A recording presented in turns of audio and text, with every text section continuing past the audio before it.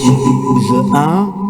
C'est votre programme Obama Time qui démarre et ce matin, ce soir, comme vous l'avez demandé, c'est à votre demande que nous avons pris sur nous d'inviter ici sur le plateau le directeur général du Fonds national de l'emploi, Monsieur Camille Mouté-Abidias, pour répondre à vos différentes préoccupations. Et nous essayerons de comprendre au cours de ce programme ce que c'est le FNE, du moins c'est quoi, à quoi il sert, quelles sont ses missions, quels sont les résultats obtenus jusqu'ici par le FNE, comment devrait se comporter un Camerounais qui est à la recherche de l'emploi, quels sont les partenariats qui nous lient le FNE à d'autres structures nationales et internationales, comment est-ce que se gère la question de l'emploi au Cameroun si d'autres projets se trouvent logés dans des ministères qui n'ont pas de lien avec notamment le ministère de l'Emploi et de la Formation professionnelle. Nous en parlons avec lui aujourd'hui, lui qui est à la tête de cette structure depuis le 5 juillet 1991. On essaiera également de savoir où est-ce qu'il puise l'énergie, du moins pour avoir la même passion à la tête de cette structure-là. Mesdames, Messieurs, on va accueillir le DG du FNE. DG, bonsoir. Bonsoir. Comment vous allez? Très bien, toujours. Vous êtes patriarche, ça on oublie parfois. Patriarche, oui. Patriarche Bafia? Mbamwa. Mbamwa. Oui. C'est donc pour ça... forcément Bafia aussi. Ah d'accord. Et c'est un chapeau que vous portez? Tout ça. C'est un symbole que vous portez, ça représente quoi, votre chapeau? La couverture d'une tête couronnée. Oui. Voilà. C'est une tête couronnée. On vous remercie d'être venu sur le plateau de News 1. Pourquoi vous avez accepté notre invitation? Écoutez, il m'a été rapporté qu'il y a beaucoup de jeunes qui souhaitaient me voir sur ce plateau pour que je leur parle de ce que vous avez dit. Que fait, à quoi sert le FNE, qu'est-ce que le FNE, qu'est-ce que nous faisons, comment ils peuvent en bénéficier. Et voilà, je pense que c'était une préoccupation valable. Je ne pouvais pas me dérober, n'est-ce pas, devant cette responsabilité-là. Et j'ai accepté venir parler de la question de l'emploi. Voilà. On vous remercie infiniment d'avoir accepté notre invitation. Merci. Je voulais que nous tombions d'accord sur le canevas de l'émission. Nous parlerons un tout petit peu de vous. Il y a un portrait qui a été réalisé. Vous nous direz comment vous le trouverez. Et on va séjourner juste un petit peu encore, si ça vous convient, sur votre parcours. Et puis on parlera du FNE parce qu'il y a de nombreuses attentes. Vers la fin de l'émission, nous évoquerons les questions d'actualité, si cela vous convient. Eh bien écoutez, je suis déjà là. Hein. Je suis dans l'eau, c'est vous le caïman. Il s'appelle Christian Elundou, il est journaliste à BNews 1, diplômé de l'École supérieure des sciences et techniques de l'information et de la communication. Il a pris sur lui de peindre le portrait du directeur général du FNE. Regardons. Il faut remonter aux années 1970 pour évoquer les débuts d'une carrière professionnelle riche et ardue pour Camille Mouté-Abidias, directeur général du Fonds national de l'emploi du Cameroun. Une carrière qui débute dans les couloirs de la sous-préfecture de Bafia, où il avait rempli avec satisfaction les fonctions de chef de bureau de l'état civil.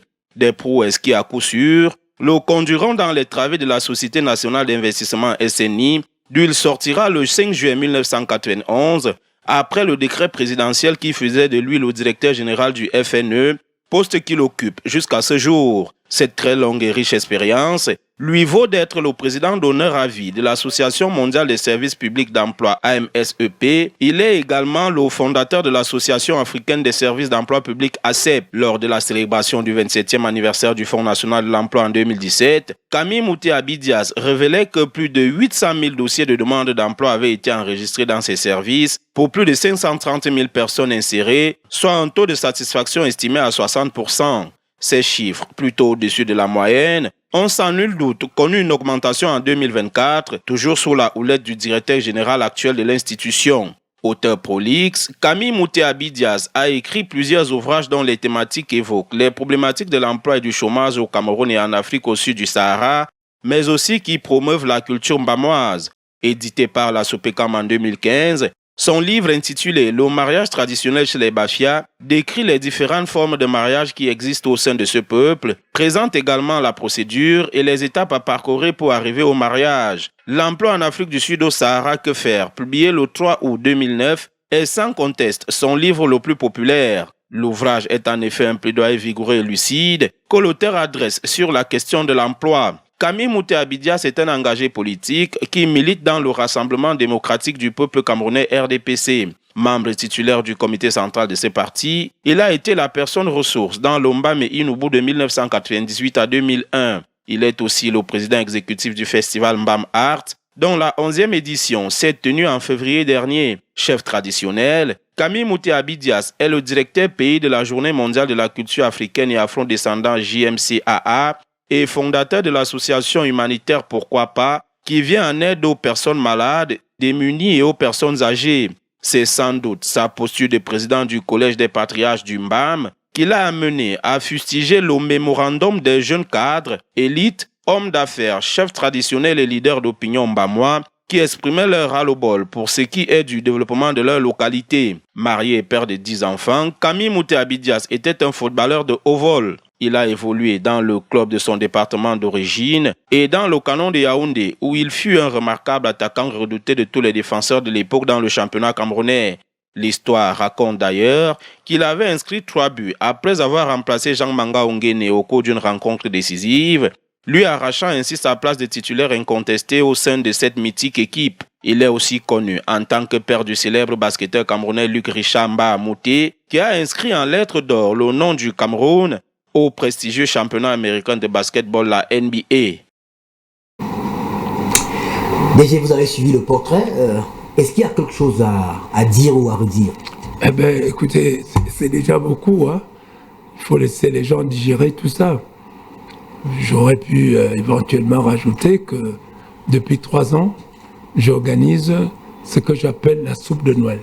La soupe de Noël? La soupe de Noël. C'est quoi? C'est-à-dire qu'il y a des enfants qui, pendant que d'autres mangent à Noël, ce sont des enfants sans domicile, ce sont des orphelins, eux ils ne mangent pas. Or Noël c'est la fête des enfants. Alors il m'est venu cette idée en 2021 d'organiser au sein de certaines paroisses cet événement où les enfants démunis, sans domicile, à revenus pratiquement inexistants, peuvent venir manger, boire et être aussi heureux comme les autres enfants. Ça s'appelle la soupe de Noël. Tous les enfants, ça se passe où? Ça se passe pour l'instant, c'est expérimental parce que c'est la 3e édition qui vient d'avoir lieu. Ça se passe encore chez moi, dans l'Ombame Numbo à Bafia, à la paroisse de Lablé, la paroisse de Gondon, la paroisse de Dek, la paroisse de Messansan, la paroisse de Kiki. Voilà, pour l'instant, il y a 5 paroisses avec lesquelles nous travaillons. Vous êtes directeur général du FNI depuis le 5 juillet 1991. Racontez-nous comment intervient votre nomination. Mais allez poser cette question au président de la République. Moi, je sais que un 5 juillet 1991, je rentrais du travail. On travaillait encore 2 fois. Vous étiez à la SNI à l'époque? J'étais à la SNI. Vous, oui. Vous occupez quel poste? J'étais déjà directeur des études et des projets, directeur adjoint des études et des projets. Et je rentrais, il était à peu près 13h30 parce qu'on est de cette génération-là. On sort à midi, mais nous, on ne sort pas à midi. Et j'ai trouvé des gens chez moi, plein. Et j'étais un peu énervé parce que je me disais, mais si on vient faire la fête à côté, pourquoi bloquer l'entrée de ma maison? Alors, quand je sors de ma petite mini-minor, eh ben, je vois toute la foule qui avait appris que j'étais là et qui était au balcon se mettre à crier, Monsieur le directeur général, on vient de vous nommer. Voilà comment j'ai été nommé. Par le chef d'État. À l'époque? 42 ans. 42 ans. Je crois, oui. En 1991. Ouais, 42 ans, oui. La question qui revient toujours, c'est, et je la pose au début de l'émission, parce qu'après on va entrer sur des questions de fond qui concernent le fonctionnement du FNE. Comment on fait quand on est à la tête d'une structure depuis une 30aine d'années? On puise l'énergie où pour rester dynamique? Mais écoutez, Ernest, cette question m'est très souvent posée. Même mes propres collaborateurs me posent cette question. Où est-ce que je tire cette énergie? Parce que je travaille actuellement plus qu'au début. J'ai une force physique, spirituelle dans ce que je fais plus qu'au début. Et vous savez d'où me vient cette force? Dites-moi. Eh bien, quand je vois des enfants qui ont eu leur maîtrise à 23, 24 ans, qui 10 ans après, 15 ans après, n'ont pas un stage, n'ont pas fait un stage quelque part. Quand je vois ces enfants arriver à 40 ans, dans une vie bousillée, ils ne peuvent pas se marier, parce que s'ils se marient, ils nourrissent la femme avec quoi? À plus forte raison, un enfant. Donc voilà des enfants qui n'ont rien, et certainement, là, il y en a, s'il y en a quelques-uns qui m'écoutent, il y en a qui vont se reconnaître dans ces catégories. Comment pouvez-vous manquer de force pour trouver des solutions à des questions comme celle-là? Comment les forces peuvent vous manquer? C'est là que je tire toutes mes forces. Donc la situation de l'emploi au Cameroun, c'est comme une sorte de vitamine pour vous, ça vous donne plus d'envie d'aller de l'avant parce que la situation des jeunes vous préoccupe. Mais la situation de l'emploi, je vais vous dire, elle est préoccupante dans tous les pays. Parce que la question de l'emploi, il n'y a pas un moment donné où vous avez vaincu le chômage et vous êtes sur le plat, le chômage est fini, ça n'existe pas. Bon, on arrive à des taux de chômage assez bas, des pays comme les États-Unis, les pays scandinaves et autres ont des taux de chômage qui approchent ce qu'on appelle les taux normaux, c'est-à-dire 4%, à peu près 3-4%, mais ces pays restent très vigilants parce qu'il y a des moments où, par certains événements, ce chômage remonte. Donc c'est une préoccupation permanente des gouvernements pratiquement du monde entier. Mais au Cameroun, il n'y a pas que les problèmes d'emploi, il y a d'autres problèmes dans d'autres secteurs. Sur un plan personnel, est-ce qu'il n'y a pas cette envie-là d'aller découvrir ailleurs, un challenge personnel, d'aller voir ce qui se passe ailleurs? Qui, moi, vous aller travailler? Pas travailler ailleurs, peut-être qu'on pourrait vous confier d'autres responsabilités dans un autre domaine. Vous n'avez pas envie d'être ailleurs, vous voulez, du moins, après plus de 30 ans au même endroit? Eh bien, vous touchez les questions fondamentales qui constituent ma vie.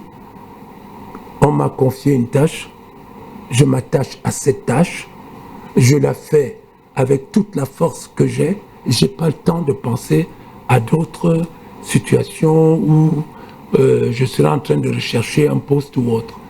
Ma tâche est si préoccupante, si touchante, si sensible que de ma nature profonde, je ne suis pas un ambitieux qui, quand il est dans une position, ambitionne être dans une autre position. Non, je ne suis pas. Ceux qui me connaissent savent très bien que je suis quelqu'un qui ne cherche jamais et qui ne demande jamais. Vous êtes le 3e directeur général du FNE, qui a été créé en 90. C'est quoi le FNE? Parce que la question revient régulièrement. Les gens se demandent, c'est quoi le FNE et à quoi il sert? Oui, c'est une très très bonne question. Parce que je disais tout à l'heure que la question de chômage est prise en main par tous les gouvernements du monde. Parce qu'en principe, vous savez que notre constitution dit que l'État doit trouver du travail à ses citoyens. Et la plupart des constitutions sont bâties comme ça. Donc, il est normal que l'État, les gouvernements, trouvent du travail aux citoyens. Donc, la question de l'emploi est une question générale. Elle commence par des politiques, les politiques de l'emploi. Mais là, moi, je ne peux pas vous en parler parce que j'ai mon ministre, Chiroma Bakary, qui est mieux placé pour vous parler de la politique nationale de l'emploi.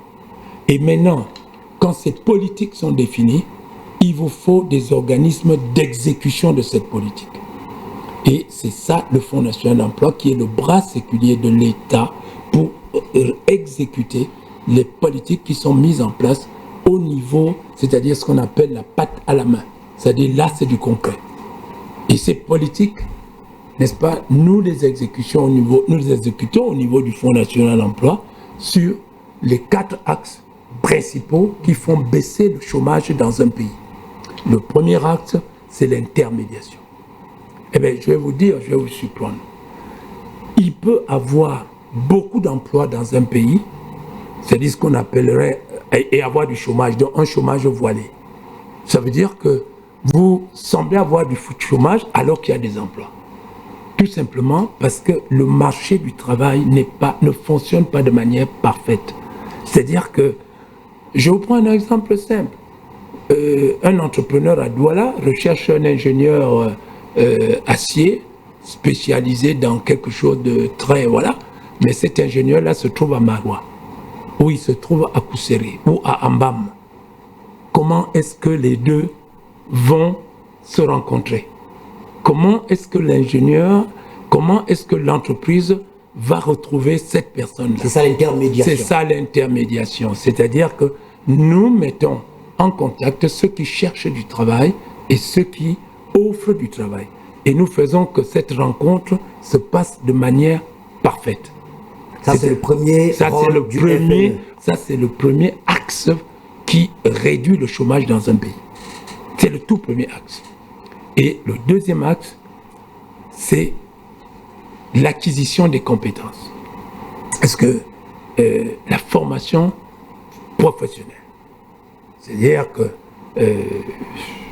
quand vous avez une bonne formation, eh bien, on peut vous définir, parce qu'une entreprise qui recherche une personne pour travailler ne recherche pas une personne comme d'habitude. Certains viennent me dire, s'il vous plaît, monsieur le directeur général, vraiment donnez-moi n'importe quoi, je vais travailler. Et quand on me dit ça, Ernest, vous savez comment est souvent ma réponse? Eh ben, je leur dis, écoutez, j'ai là un poste de pilote. Est-ce que vous pouvez, vous pouvez me donner votre dossier, je donne à la caméra pour que vous puissiez être pilote là-bas. Et elle commence à dire, non, monsieur, je dis, voilà. Il faut des compétences pour un certain nombre de postes. Et beaucoup de personnes qui viennent vers nous n'ont pas ces compétences-là. Et ça, c'est le deuxième acte, qui est donc la formation professionnelle, qui est un outil, et je répète et le répéterai jamais assez, c'est un outil de l'emploi. Ce n'est pas la formation professionnelle qui est en avant. Parce que si la formation professionnelle est en avant, alors si vous ne vous préoccupez pas des emplois, vous formez des chômeurs. C'est-à-dire que vous allez former beaucoup de personnes, et s'il n'y a pas d'emploi qui corresponde au profit de ces personnes, on forme des chômeurs. Donc, ça, c'est le deuxième axe, l'acquisition des compétences, la formation professionnelle. Le troisième axe, et celui-là, j'aime bien en parler, c'est notre travail. Et j'aurais dû vous dire que, en ce qui concerne le premier axe, nous avons reçu 1 529 203 personnes à ce jour. Vous aviez des chiffres de 2000 en ce qui concerne la formation. 2017, non, je reviens en arrière sur l'intermédiation. Voilà. À ce jour, nous avons reçu 1 529 203 personnes. Et pourquoi 1 million et autres? Eh bien, parce que, voilà, vous les jeunes qui voulaient que je vienne vous parler, eh bien, il y en a parmi vous, et une bonne majorité, qui chôment et ne sont pas inscrits au FNE, ne sont pas enregistrés au FNE. Eh bien, comment un jeune peut dire au Cameroun, ou un chômeur qui chôme alors qu'il n'est pas enregistré au FNE? Il ne chôme pas. Pour moi, il ne chôme pas. Il ne cherche pas du travail. Ils doivent être enregistrés. J'aurais souhaité que vous donniez les 4 axes. Bon, j'arrive. Non, je suis revenu juste pour vous dire. Intermédiation, formation professionnelle. Le troisième axe, c'est le troisième axe, c'est l'un des axes les plus importants, c'est la création d'activités. C'est-à-dire ce qu'on appelle la création des petites et moyennes entreprises. Voilà le troisième axe de notre action, où nous accompagnons de manière totale les personnes qui ont la capacité de créer une entreprise. Et là, je n'insisterai jamais assez pour dire que donner de l'argent à tous les jeunes pour créer des entreprises, peut-être 10% peuvent avoir des entreprises qui existent. D'abord, tous ne créeront pas des entreprises. Et ensuite, quand ils créeront des entreprises, au bout de 2 ans, 3 ans, allez faire un peu d'évaluation de tout ce que vous avez financé. Nous avons une très longue expérience là-dessus. Nous avons financé plus de 75 000 projets. Et c'est un problème qui dépend des moyens mis à notre disposition, parce que si ces moyens étaient là, c'est pas, le chiffre est petit. Eh ben, c'est des millions de projets que nous aurons conduits jusqu'à présent. Donc, j'insiste pour dire à ces jeunes qui perdent l'argent, ils perdent le temps où ils peuvent chercher du travail. Et nous, au Fonds national de l'emploi, quand je vous dis on les accompagne totalement, la première étape, c'est une évaluation de cette personne. Est-elle capable de créer un projet? Nous avons des tests là-dessus. On teste le jeune. Il peut s'avérer que c'est un jeune qui peut créer un emploi ou qui ne peut pas créer. Ce n'est pas de la mathématique. Hein. On teste la capacité du jeune à créer un emploi. La capacité que c'est un jeune qui est tenace, qui est têtu, qui est patient. Qui est têtu? Qui est têtu, oui. Parce que quand on est un créateur, on est quelqu'un de têtu sur son projet. On a beau venir vous dire que vous ne pouvez jamais pousser des herbes dans le désert, vous dites, moi je vais faire pousser des herbes dans le désert. C'est ça les créateurs d'emplois. Ce qui est impossible devient possible pour vous. On dit les pierres, on ne casse jamais les pierres avec les mains, vous les cassez avec les mains. C'est ça les créateurs d'emplois. Le dernier accès. Ce sont des personnes que j'appelle des personnes à la marge, les créateurs. Je le dis dans mon livre. Et le dernier axe qui est l'axe qui soutient tout cela, c'est la diffusion des informations sur le marché de l'emploi. Il faut bien qu'il y ait des informations. Comment est-ce qu'un jeune, j'en parlais tout à l'heure, qui est à Kousséri ou qui est à Mbam, saura qu'il y a une entreprise à Kribi qui recherche une personne qui a son profil. Donc il faut qu'il y ait des informations. Comment un jeune même saura comment on cherche l'emploi?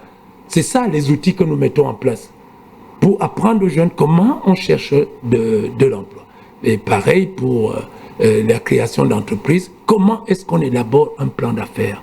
Eh bien, nous donnons aux jeunes, n'est-ce pas, des outils qui sont comment élaborer un plan d'affaires. Ils s'inspirent de cela sous l'encadrement d'un conseiller emploi pour pouvoir faire son plan d'affaires qui se passera dans un comité où il peut être approuvé.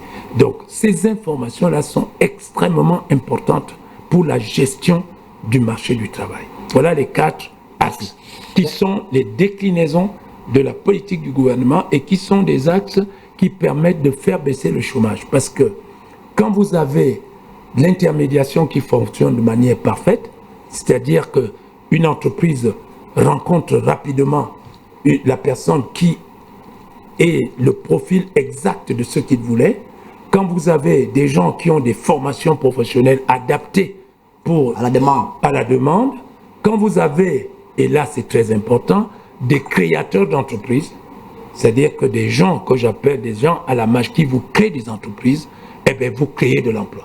Parce qu'il n'y a pas, même on parle d'auto-emploi, il n'y a pas véritablement un auto-emploi, c'est-à-dire qu'un emploi qui n'est créé que pour une personne, à la limite. Mais très souvent, nous appelons auto-emploi des gens qui en créent 2 ou 3.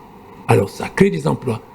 Et le dernier, bien sûr, les informations dont je parle. D'accord, parlons de l'intermédiation.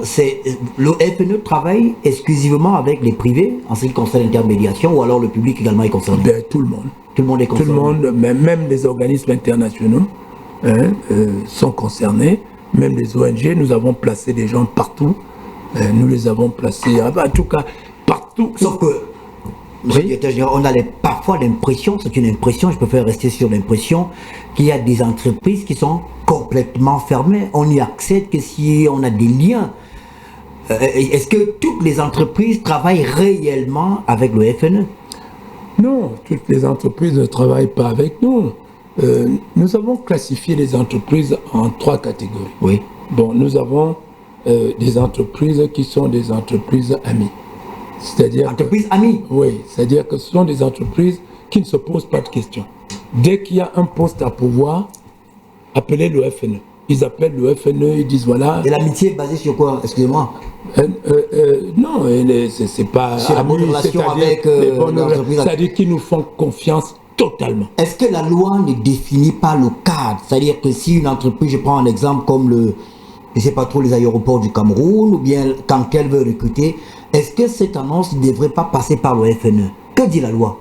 Non, la loi ne dit pas ça. Non, le marché est libre. Hein. Le marché est libre? Oui, le marché est libre. Donc l'intermédiation se fait de manière volontaire en ce qui concerne les entreprises qui sont à la recherche des profils. Oui, mais je vais vous dire, quand un poste est libéré par une entreprise, si c'est un poste de technicien de surface, ce qu'on appelle technicien de surface, c'est les agents qui balaient. Jardinier ou bien c'est dans la maison. Voilà, c'est-à-dire des femmes de ménage, oui. Des postes qui ne nécessitent pas des compétences spéciales. Quand c'est des postes de ce genre-là, porter le courrier, aller remettre à tel endroit, aller chercher du courrier, revenir, c'est à la portée de tout le monde. Eh bien, je vais vous dire que quand on arrive sur les postes clés de l'entreprise, là, on fait attention. On fait très attention. On ne va pas s'amuser à aller prendre un cousin parce que c'est votre frère, ou alors le fils d'un ami, parce que c'est le fils d'un ami qui vous supplie de le prendre. Alors, si une entreprise fonctionne comme ça, elle a elle-même les résultats. elle a les résultats sur le plan de sa productivité. Parce que c'est des gens qui n'ont pas la compétence du poste qui est dégagé. Donc, les entreprises ont intérêt, en ce qui concerne les postes déterminants de leur rentabilité, de leur productivité, ils ont intérêt à s'adresser au Fonds national d'emploi. Pourquoi? Parce que nous avons une base de données extrêmement complète. Extrêmement complète, ce qui fait que, quel que soit le profil dégagé par l'entreprise, eh bien, elle trouvera toujours une panoplie de 2, 3, 4, 5, 10, 15 personnes à partir desquelles l'entreprise peut faire son choix. Nous avons des tests d'évaluation. Si l'entreprise veut, eh bien, nous, on fait des tests psychologiques pour les besoins de cette entreprise. Et les tests sont gratuits. Nous faisons gratuitement les tests pour l'entreprise. Et l'entreprise est là. À la fin, c'est l'entreprise qui recrute. Et ça, c'est important que je le dise à tous les jeunes qui m'écoutent. Quand vous entendez le Fonds national d'emploi, nous ne créons pas des emplois. Nous n'avons pas des emplois que nous créons, que nous sommes là de telle manière que quand quelqu'un vient, on les lui donne, on ne donne pas d'autres qui, eux, vont rester inscrits au FNE depuis 10 ans. Ils n'ont pas eu de travail. Le FNE, dans ce domaine-là, est un facilitateur. Nous sommes un facilitateur, un organisme de mise en relation. C'est l'entreprise qui décide à la fin. Et notre rôle, c'est de bien faire notre travail pour que nous puissions présenter à l'entreprise les meilleurs profils possibles. Et pour qu'on ait ces profils, qu'on ait ces meilleurs profils possibles, eh bien, c'est le deuxième axe. C'est-à-dire la formation professionnelle. Permettez qu'on reste dans l'intermédiation et vous comprendrez peut-être pourquoi je pose la question et peut-être que la loi devrait évoluer. Si les gens ne s'inscrivent pas, je me demande si, par exemple, les entreprises n'ont pas l'obligation de faire passer leur offre par le FNE. Forcément, ça dilue ou alors ça diminue la capacité du FNE. Si aujourd'hui il y a un décret du chef de l'État qui dit par exemple que toutes les entreprises publiques, désormais pour recruter, vous demandez, vous prenez les dossiers au FNE, ou alors vous attendez les suggestions qui viendront du FNE. Cela peut donner plus de pouvoir. Comment ça se passe ailleurs, par exemple en France? Eh bien, je vais vous dire, moi je ne suis pas contre le système. Pour l'emploi, France qui est devenu France Travail, qui fonctionne comment? Fonctionne dans un marché extrêmement libre. Je sors de France, là, au mois de novembre, où nous avons renouvelé notre partenariat avec France Travail, et j'ai leurs chiffres, ils ont 35% du marché. À 35 simplement. 35%. L'autre marché, 65%, tout le monde est libre de... 65%, c'est de bouche à oreille, c'est l'informel, c'est les sociétés de placement privées, c'est les intérims. Et je suis heureux de parler de cette affaire d'intérim. S'il y a quelque chose sur laquelle il faut légiférer, à mon avis, et qui m'excuse, n'est-ce pas, ces compatriotes qui ont créé des sociétés d'intérim chez nous dans notre pays. Le Cameroun n'en est pas là. Franchement, le Cameroun n'est pas à un niveau où les sociétés d'intérim doivent être créées dans notre pays. C'est quoi? L'intérim veut dire que une société s'installe et elle va chercher des emplois, c'est-à-dire des offres d'emploi. Elle reçoit des chercheurs d'emploi, elle fait une base de données de chercheurs d'emploi, elle va chercher des emplois et elle place ces chercheurs d'emploi dans ces sociétés-là. Mais l'entreprise qui a recruté paye la société d'intérim, mais n'a aucune obligation sur le plan des charges sociales, des politiques sociales sur les personnes, aucune.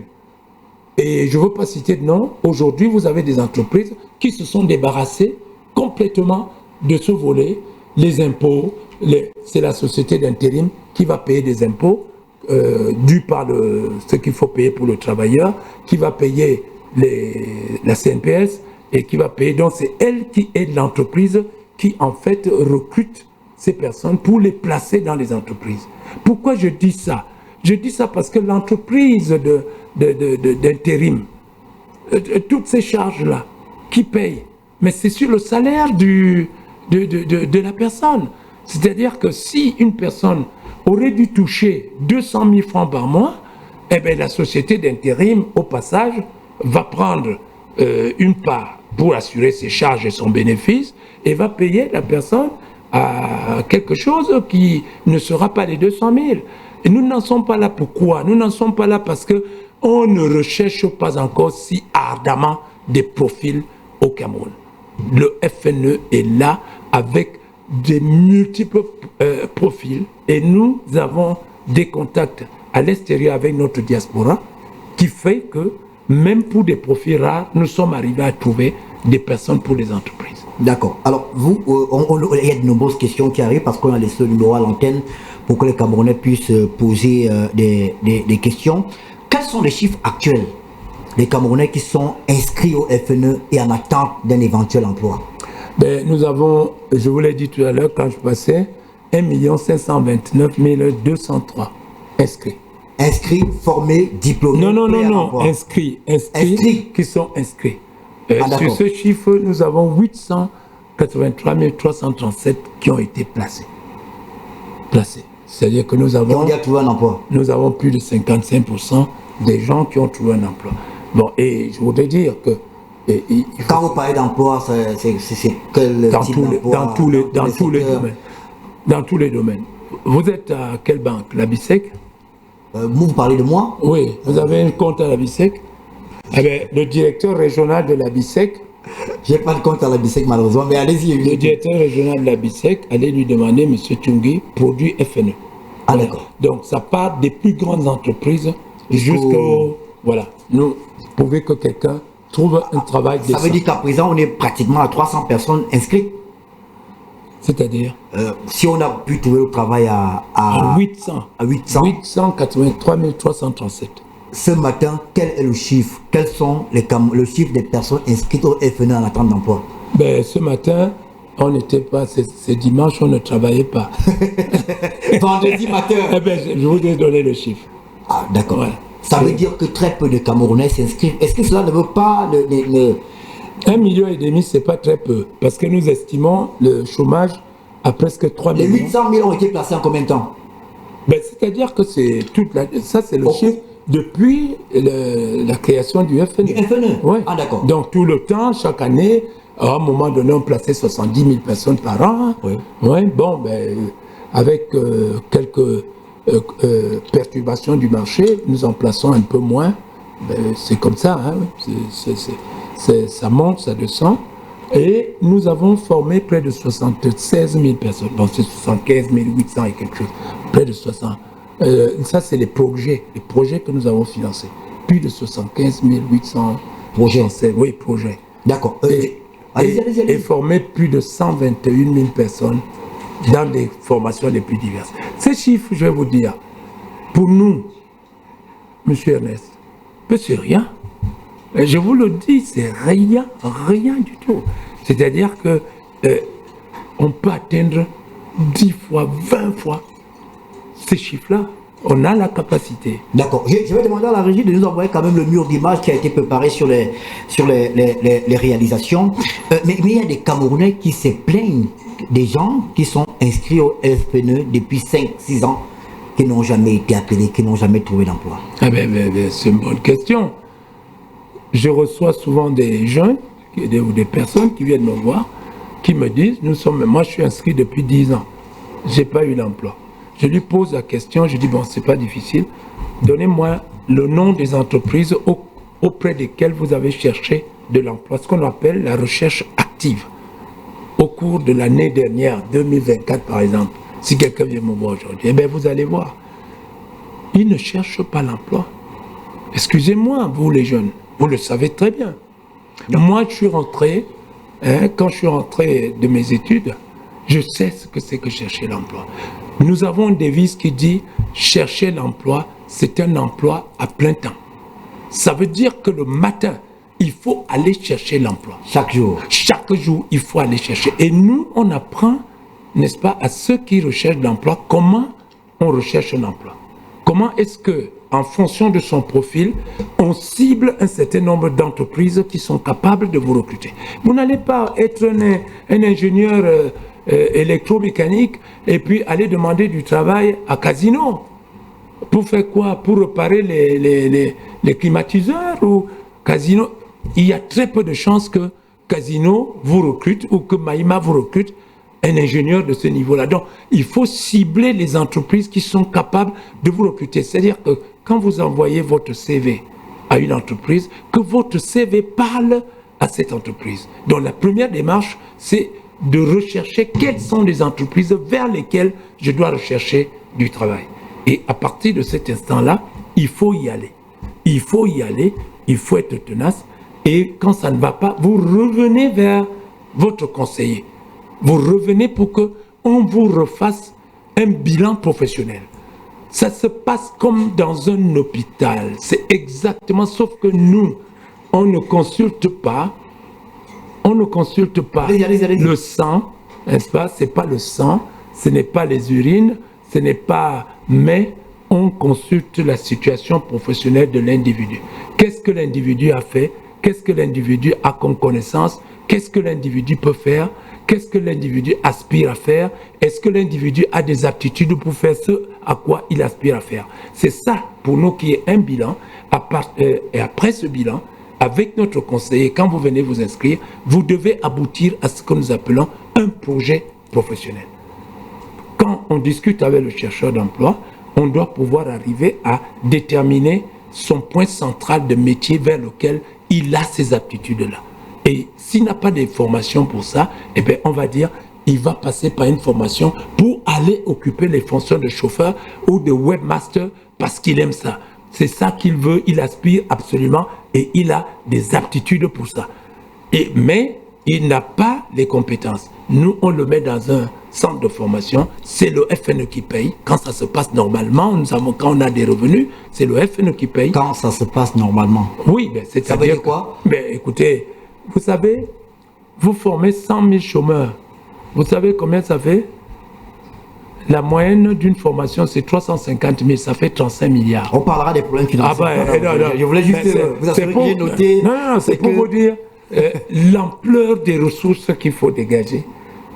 Voilà, alors, il ne faut pas rêver que... Dans le jargon du FNE, tout au moins la terminologie, c'est quoi un chômeur?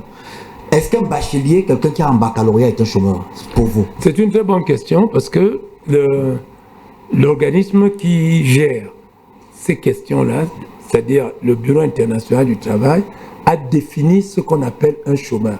Et là, vous mettez de l'eau à mon moulin pour répondre aux jeunes gens qui disent qu'ils ont 10 ans inscrits au FNE et ils n'ont jamais trouvé du travail. Le BIT définit comme chômeur, la personne qui est apte à travailler et qui est en âge de travailler. Apte, ça veut dire qu'il a les conditions physiques. Un handicapé à 90% ne peut pas travailler. Vous voyez, des hommes qui sont souvent comme des légumes, hein, ils ne peuvent pas travailler. Bon, qui a l'âge de travailler? L'âge de travailler, c'est 15 ans. L'âge minimum qui est requis, requis pour travailler, c'est 15 ans. Qui recherche activement le travail. Qui recherche activement le travail. Si vous ne cherchez pas le travail, vous n'êtes pas un chômeur. Vous n'êtes pas chômeur. Et pour le définir, qui au cours de la dernière semaine n'a pas eu de travail. C'est-à-dire la dernière semaine qui sont passées n'a pas eu. Donc si vous êtes 10 ans sans travail, vous n'êtes pas un chômeur. Si vous ne remplissez pas les conditions pour le BIT. Oui. Bon, c'est vrai que cette définition-là, nous-mêmes on est revenu là-dessus pour dire que, bon, elle correspond peut-être trop à d'autres continents, mais que ici, chez nous, il faudrait réadapter quand même cette définition-là. Mais il faudrait une définition, parce que je vais vous dire, la notion de travail, elle est souvent mal comprise. Quelqu'un qui va à la gare, il porte des sacs. Sur chaque sac, il a en moyenne 1000 francs ou 500 francs. À la fin de la journée, il a fait ses 10 ou 12 000 francs. 10 12 000 francs, 10 jours, c'est 120 000. Je ne sais pas si vous voyez. 20 jours, c'est... enlevons qu'il ne travaille pas tous les jours.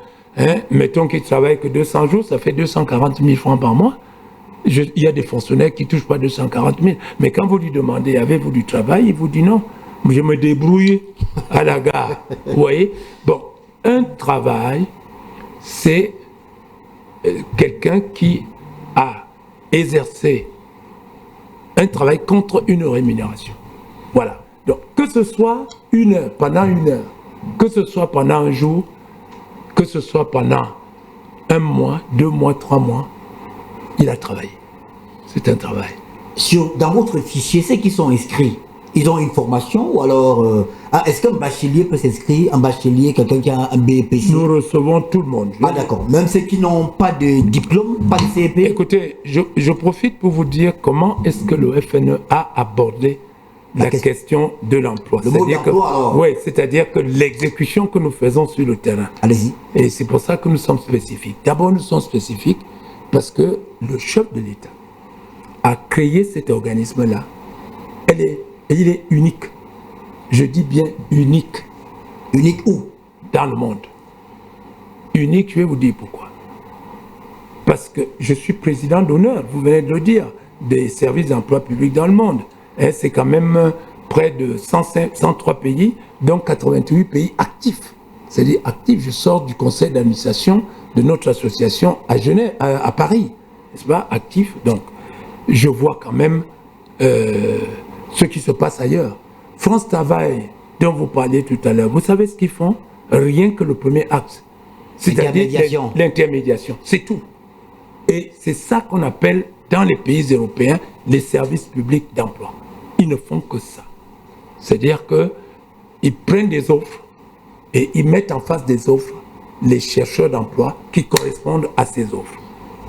Le FNE fait ça, mais quand vous n'avez pas de formation, la mission qu'on a confiée au FNE, le FNE vous donne des compétences, vous forme, vous place dans une structure où vous êtes formé et le FNE paye la totalité de votre formation.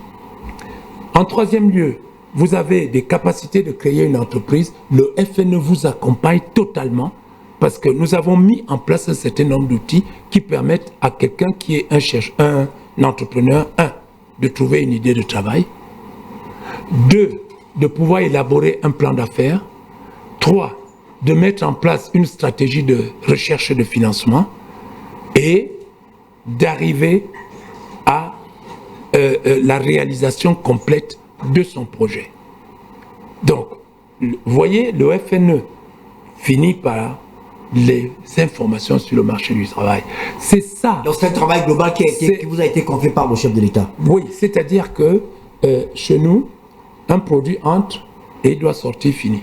Vous voyez? Obligatoirement. Voilà. Et beaucoup de pays africains sont venus copier le modèle du Cameroun. Alors si je comprends bien, ceux qui nous écoutent en ce moment, si vous avez le CP, le BPC, le probatoire, licence, master, vous n'avez pas d'emploi. Qui vous a dit que le diplôme égale emploi? Non. Le diplôme ne va pas emploi. Vous me parlez du... Monsieur le directeur, je voulais juste savoir, est-ce que cela peut venir s'inscrire? Mais bien sûr, à tout moment. je vais vous dire comment nous l'avons décliné, c'est-à-dire que stratégiquement, comment nous avons décliné notre mission, c'est-à-dire que en termes d'exécution pratique sur le terrain. Donc, ce que nous avons fait, c'est que nous avons classifié les chômeurs. Nous avons pris des chômeurs par catégorie. Donc, nous avons des chômeurs qui sont jeunes, c'est une catégorie, et dans ces chômeurs de jeunes, vous avez des sous-catégories, c'est-à-dire vous avez des chômeurs jeunes qui sont diplômés. Vous avez des chômeurs jeunes qui n'ont diplômés. Vous avez des chômeurs jeunes qui sont diplômés avec expérience professionnelle. Quelqu'un a travaillé, il est jeune, il a eu sa maîtrise en comptabilité, il a travaillé 10 ans, il a perdu du travail, il est revenu s'inscrire chez nous. C'est quelqu'un qui est chômeur, diplômé, mais avec expérience professionnelle. Vous avez des jeunes qui errent dans les villes, des jeunes que vous voyez là qui errent dans les villes. Vous avez des jeunes dans le rural, et dans le rural, vous avez des jeunes analphabètes et vous avez des jeunes scolarisés. Je vous ai pris seulement cette catégorie-là. Et vous avez des jeunes dans la diaspora qui veulent rentrer. Nous sommes partis de là pour mettre en place des programmes, des actions, des outils et des supports. C'est-à-dire à chaque catégorie de jeunes chômeurs, nous mettons un programme qui réponde à son souci. C'est ainsi que, en ce qui concerne les jeunes qui sont dans le rural, nous avons conçu le programme PADER, c'est-à-dire le programme d'appui au développement de l'emploi rural. Oui. C'est quelque chose, c'est une ingénierie qui n'existe nulle part, sauf des pays africains qui sont venus s'inspirer de l'expérience du Cameroun pour pouvoir appliquer aussi les mêmes stratégies pour combattre le chômage.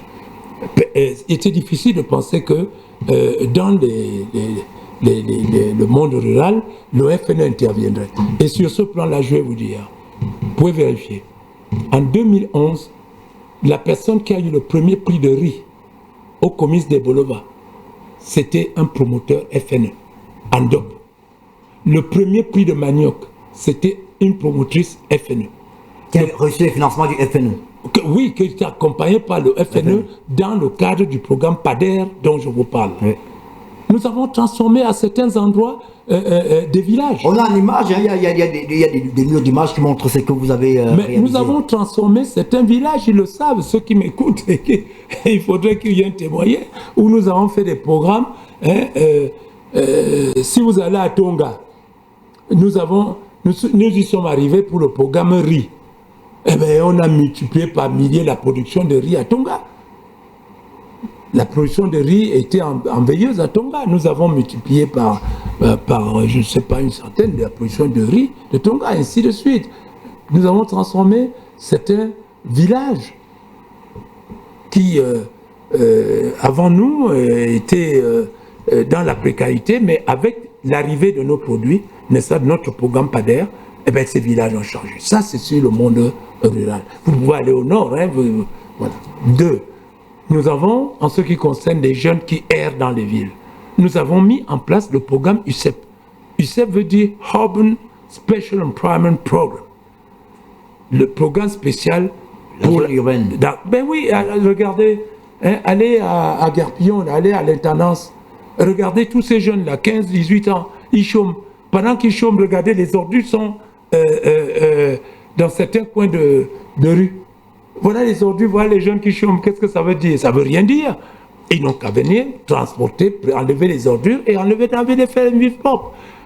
Et nous avons, dans le cadre de ce programme-là, fait des choses extraordinaires. À Maroua, par exemple, je ne sais pas si vous trouverez cette image-là, nous avons fait pratiquement 1 kilomètre de route avec des pierres. On a l'image. Ah ben voilà, on a son image. Voilà. À Maroua, nous avons fait 1 kilomètre de route en pleine ville, à Maroua 1er. Qu'ils aillent voir, n'est-ce pas, ceux qui ont des doutes. Ça veut dire quoi? Ça veut dire que nous avons la matière, nous avons des jeunes qui chôment, eh bien, il faut les faire travailler. D'accord. Bon, cette histoire de pierres, vous voyez des pierres sur des montagnes, les jeunes sont là, ils chôment quoi? Et les routes rurales, parfois coupées, on les fait la romantique. Allez voir l'Europe. Toute l'Europe avait été faite avec les routes, les places publiques et tout, avec des pierres. C'est ce que nous faisons. Allez à Ebolova, vous allez voir. D'accord. Ce que nous avons. Je souhaite qu'on finisse avec des questions pratiques qui intéressent directement les Camerounais. Après, on parlera des problèmes macro. Non, je ne suis pas sur du macro. Là, là je suis sur la déclinaison. Je vous comprends. Mais, non, je suis sur la déclinaison. Vos projets, je suis d'accord avec vous. Moi, j'ai préparé l'émission. Les projets que vous présentez, PADER, PET et autres, sont tellement bien pensés qu'ils attirent ailleurs. Et malheureusement, on a l'impression qu'au Cameroun, vous êtes bloqué pour des questions de financement. Et on en parlera derrière. Je voulais juste poser des questions simples pour que ceux qui sont au quartier nous comprennent. J'ai retenu qu'aujourd'hui, si vous êtes chômeur, quel que soit votre niveau, vous pouvez vous inscrire au Fonds national de l'emploi. Deuxième chose, si vous avez un projet, vous pouvez également aller vous inscrire. Comment les projets sont choisis? On n'a pas de choix de projet. Il ne faut jamais choisir un projet pour un promoteur. C'est une très... Si vous avez 10 000 projets et que vous n'avez pas de moyens pour les financer. Choisir. Ah oui, vous parlez du comité de crédit. Crédit, oui. Non, nous avons, voilà comment ça se passe. Et c'est une bonne question parce que nous avons des projets et il y a ce que nous appelons un comité de présélection qui se passe au niveau... Des projets? Oui, de l'agence. Bon, ce comité de présélection sélectionne des projets à grand impact économique. Forcément, qui créent des emplois et qui sont des projets à chaîne de valeur qui influencent d'autres secteurs d'activité. Il y a l'intervalle, on peut parler, est-ce qu'on peut dire un projet qui va de 1 million à 2, 1 million Ah non. Ah bon, vous parlez de montant. Le montant. Ah bon, nous finançons des projets jusqu'à 5 millions. À 5 millions, d'accord. Et les petites et moyennes entreprises jusqu'à 20 millions. Voilà. Bon, mais dans notre stratégie de nous-mêmes, Oui. on finance difficilement les petites et moyennes entreprises, sauf... Beaucoup plus des particuliers. Non, je veux dire que quand un projet de 20 millions nous est présenté, il faut que ce projet-là soit à haute rentabilité financière et économique pour qu'on y aille. Sinon, un projet de 20 millions, c'est 4 projets de 5 millions. Donc, dans notre stratégie interne, on privilégie des projets jusqu'à 5 millions. Vous avez financé tout à l'heure, vous disiez, vous parlez de 75 000 projets Plus de 75 000 projets à ce jour. qui ont été financés. Ouais. Le plus élevé, c'était combien? Ben, je viens de vous dire que nous avons financé avant des projets jusqu'à 12, 13 millions, 15 millions, et nous avons recentré, oui, avant. Oui. Est-ce que aujourd'hui... Et ça, c'est quand la BAD, la Banque africaine de développement, avait donné un prêt pour ça, donc une ligne de crédit qui nous permettait de le faire. Bon, il s'était retiré en 1997, donc ça, nous avons recentré notre politique interne en nous disant un projet de 17 millions, c'est 3 projets de 5 millions. Donc, il faut y aller... Excusez-moi, mais quand on vous écoute, on voit, et je comprends bien pourquoi vous disiez tout à l'heure que vous, il y a la passion en vous de continuer là où vous puisez votre énergie. Mais est-ce que cette passion-là ne se heurte pas à la conjoncture?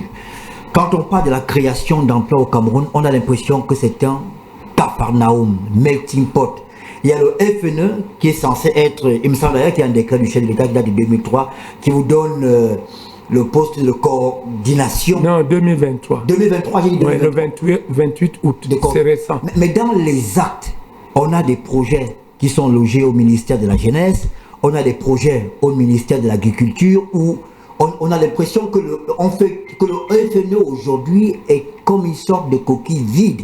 Parce qu'au-delà de la cacophonie au niveau de l'organisation et de l'implémentation, il y a la question financière. Nos recherches nous montrent que parfois on vous donne un budget, mais l'argent ne vient pas. Quel est le problème? C'est vous le problème peut-être parce que vous êtes là depuis. Écoutez, je vais vous dire une chose. Commençons par votre fin. C'est-à-dire la fin de votre propos. Il y a une mode de pensée au Cameroun qui veut que quand quelqu'un est à un poste et a mis du temps à ce poste, il faut qu'il quitte. C'est basé sur quoi? Quel est le critère objectif? Bon, certains disent parce qu'il est usé, hein, il faut un nouveau qui vient avec du sang neuf, qui va travailler. Vous subissez ça dans les relations avec du moins les partenaires? Non, ça n'existe pas ailleurs. Mais ça n'existe pourquoi pas. le FNE se retrouve avec peut-être des crédits de 2002 qui n'ont pas été virés, ou alors des prestataires qui n'ont pas été payés depuis des années parce que simplement le ministère des Finances, on ne l'a pas payé? Non, vous mélangez les choses. Il faut que les téléspectateurs qui nous écoutent ça puissent nous suivre. Vous avez mélangé l'ensemble des petits projets qu'il y a dans les ministères. Oui. Là, vous êtes maintenant en train de parler des questions de financement. Vous avez parlé de FNE coquille vide. Non, allons étape par étape pour que les gens qui nous écoutent puissent suivre. En ce qui concerne les projets dans les ministères qui traitent surtout les questions d'emploi des jeunes, c'est au FNE. C'est au FNE que ces projets-là, c'est à partir de ce que nous faisons. Parce que je suis fier, et ça je vous dis, je suis fier de vous dire, que sur la question de l'emploi, je l'ai dit le 31 décembre, ils sont venus m'interviewer après le discours du chef de l'État. Je suis heureux de vous dire que sur la question de l'emploi, en ce qui concerne les stratégies, les programmes, les actions, les outils, les supports, pour réduire, c'est-à-dire pour un service public d'emploi, ce qu'il peut faire, nous avons l'impression que nous avons fait ce qu'il faut faire. Nous l'avons fait. Et je ne mets pas au défi. Je dis simplement que si quelqu'un pense qu'il peut nous donner une idée à laquelle nous n'avons pas pensé, que nous n'avons pas réalisée, eh bien, que cette personne, je l'ai dit l'autre jour, qu'elle vienne me voir et qu'elle me dise, monsieur, vous avez dit à la télévision que, en ce qui concerne la conception et autres, et même la réalisation, vous avez contourné, c'est-à-dire que couvert l'ensemble du domaine qu'il faut pour exécuter une politique nationale d'emploi sur le terrain. Que cette personne vienne me voir et me dise, monsieur, par exemple, vous auriez pu faire un programme comme celui-ci qui pouvait aider des personnes à trouver du travail dans tel domaine en faisant ça. Ce serait le bienvenu. Tout est pensé par le FNE alors? Eh bien, nous avons ce qu'on appelle une ingénierie dans ce domaine-là. C'est-à-dire que nous restons comme ça, nous nous disons, ces chômeurs qui sont là et qui sont handicapés, qu'est-ce qu'on peut faire pour eux, qui soient adaptés à leur situation? Eh bien, nous créons un programme, c'est le programme PEPEF, sur lequel nous travaillons avec le MINAS, et nous voyons des jeunes qui veulent rentrer dans leur pays, et c'est pas facile. Eh bien, nous créons le programme Paris, programme d'appui au retour des immigrés camerounais. Nous travaillons dans le cadre de ce programme avec, avec la France, dans son organisme qui traite les questions d'immigration. C'est comme ça que nous travaillons. Voilà comment se décline notre stratégie. Alors, en ce qui concerne tous ces projets-là, quand par exemple un projet finance des petits projets, des auto-emplois, les micro-entreprises, eh bien notre premier projet qu'on a financé, c'était en 1992. Donc il n'y a rien de nouveau. Rien. Si un projet pense à la diaspora, il n'y a rien de nouveau. Nous avons fait le pari qu'en 1998. Donc il n'y a rien de nouveau. Et c'est ça, je pense, qui a été à l'origine du recentrage que le chef de l'État a fait avec le décret du 28 août 2023, où il fait du FNE la coordination de tous les projets des jeunes. C'est-à-dire tous les projets des jeunes sont coordonnés dorénavant par le Fonds national. Qu'est-ce qui a changé depuis le décret? Eh bien, nous avons fait déjà 3 réunions et c'est très bien. Je pense que tout le monde joue le jeu. D'ailleurs, c'est pour l'intérêt de tout le monde. Parce qu'à l'heure actuelle, si un projet au ministère de l'Agriculture, vous parliez, reçoit des jeunes, un autre au ministère de la Jeunesse, un autre au ministère, je ne sais pas de qui, comment est-ce que nous pouvons savoir que ce projet a reçu de l'argent là-bas, hein? Comment même pouvons-nous connaître le nombre de personnes en demande de créer des entreprises? Il faut au gouvernement des statistiques. Donc il faut une seule porte d'entrée pour qu'on puisse dire au gouvernement, voilà les gens qui sont en recherche d'emploi, soit salariés, soit indépendants. Et qu'on puisse donner ce chiffre et après, ils peuvent aller dans les guichets. Vous avez dit que les missions essentielles du FNE, les 4 missions, il y a l'intermédiation, il y a la formation. C'est pas 4 missions, c'est 4 axes. Les 4 axes, voilà. Intermédiation, formation, création d'activités et enfin la diffusion des annonces relatives des informations sur l'emploi. Alors, quand on prend un projet, on le loge au ministère de la Jeunesse et on vous dit que c'est vous qui coordonnez, il y a quand même un problème. Normalement, ces projets doivent être sous votre joug et c'est à vous d'implémenter le projet parce que, 1, vous avez l'ingénierie, 2, vous avez l'expertise et vous avez un fichier. Mais si on a l'impression qu'on y a des projets, on vous écarte de certains projets et je ne sais pas, vous ne voulez pas voir le problème. Mais écoutez, est-ce que c'est normal? Non, le décret dont je parle, oui. Il vise quoi? Eh bien, c'est la fin, c'est-à-dire le début, c'est la coordination. Il a été signé en août 2023, vous me parlez de quelques réunions seulement jusque-là. Moi, j'aurais attendu qu'on dise que désormais ces projets sont logés au FNE. Non, ce n'est pas les projets, ça demande ce que nous avons appelé une plateforme. Là, on est d'accord. On va faire une plateforme qui recevra toutes ces personnes. Coordonnées par vous? Mais bien sûr. Mais chaque projet a un coordonnateur? Non, c'est coordonné par nous, mais chaque projet a sa spécificité. Chaque projet gardera sa spécificité. Écoutez, il y a du travail dans ce domaine. Il y a beaucoup de travail. Moi, ça ne me dérange pas.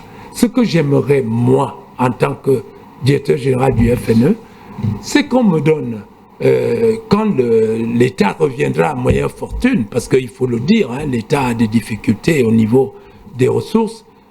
Quand l'État revient à moyenne fortune, qu'on me donne des ressources, et puis c'est l'État qui gagne. À la fin, chacun y va, nous on va coordonner tout ça. Mais à la fin, c'est l'État qui gagne par la baisse du chômage. Moi, je n'ai peur d'aucune concurrence de qui que ce soit, n'est-ce pas, sur ce terrain-là. Il y a de la concurrence alors? Non, je dis, j'ai pas peur de concurrence. C'est-à-dire qu'à partir du moment où un organisme finance des projets, nous finançons des projets, forcément on est sur le même terrain. Étant sur le même terrain, ce n'est pas une question de concurrence, c'est une question, n'est-ce pas, de renforcement de notre action sur la création des activités qui permettent de créer des emplois. Est-ce qu'il n'y a pas de possibilité, je pose la question, si les projets sont logés au ministère de l'Agriculture, au ministère de la Jeunesse et quelques-uns qui reçoivent vos financements, est-ce qu'il n'y a pas une possibilité qu'un Camerounais envoie sa demande au ministère de l'Agriculture, des projets qui sont là-bas, au ministère de la Jeunesse et chez vous, et qui se retrouvent avec 3 financements? Mais bien sûr, je viens de le dire. Ouais. Alors, mais ça veut dire que... Je viens de le dire, c'est pour ça que la coordination va faire en sorte que de telles situations ne se répètent pas. Parce que ce sera coordonné, nous saurons que monsieur tel a bénéficié d'un financement de tel, mais le financement a été apporté par le projet Piazzi, le projet Pager et tout ça. Et nous aurons les statistiques qui seront à la disposition du gouvernement pour pouvoir avoir une réelle vue, c'est-à-dire vraiment aperçue. Parce qu'il y a beaucoup de choses qui sont faites dans la lutte contre le chômage. Beaucoup de choses sont faites, mais ce n'est pas visible. Ce n'est pas visible parce que justement, il n'y a pas cette coordination, il n'y a pas cette possibilité, ces informations qui puissent arriver et permettre au gouvernement de voir les avancées que nous faisons dans ce domaine. J'ai l'impression déjà que vous ne voulez pas nous dire ce qui se passe réellement, mais je me rends compte en préparant l'émission qu'il y a de nombreux projets qui ont été mis en place par vous, qui attirent même les étrangers, notamment du Burkina Faso, du Tchad, notamment le projet dont vous parlez, le PED et le projet PADER. Mais au Cameroun, vous êtes bloqué pour des questions de financement. Pourquoi ça ne marche pas chez vous? Non, enlevez le mot bloqué. Quand vous dites bloqué... Tu veux un autre mot alors? Si vous avez un projet, que les autres viennent copier, vous dites, et chez vous, vous n'arrivez pas à l'implémenter réellement. Nous sommes handicapés, pas bloqués. Nous sommes handicapés. Au moment où vous êtes handicapés, les projets qui sont logés dans votre ministère reçoivent des financements. Je ne sais pas s'ils reçoivent assez de financement. Il faut faire attention. Ils en reçoivent quand même. Vous savez, la question de l'emploi est nouvelle au niveau des pays africains. Elle est nouvelle. Pendant très longtemps, on a cru que quand une économie avance, c'est-à-dire la croissance économique, alors automatiquement, il y a des emplois. Et le passé a donné raison quand, dans les années 70, l'État s'étendait sur le territoire, il y avait des politiques d'industrialisation, tous ceux qui sortaient des écoles trouvaient du travail, mais vous avez vu à partir de 1977, à l'entrée de l'an 2000, la courbe s'est inversée. C'est-à-dire qu'on a constaté que la capacité de l'économie d'offrir des emplois et le nombre de jeunes qui sortaient des établissements, la demande avait dépassé la capacité d'offre de travail. Et vous vous rappelez les recrutements volontaires que le gouvernement a fait en 1977, je crois l'an 2000, en recrutant 2000 jeunes, et ainsi de suite, mais la courbe était là et elle est restée là jusqu'à ce jour. C'est-à-dire que ceux qui demandent du travail sont beaucoup plus importants que ceux qui l'offrent, pour des raisons qui sont très simples. C'est que nous n'exploitons pas suffisamment, n'est-ce pas? C'est une question économique, c'est-à-dire c'est une question que le gouvernement, à travers ce que vous avez entendu, impôts, substitution, chaîne de valeur, eh bien c'est ça.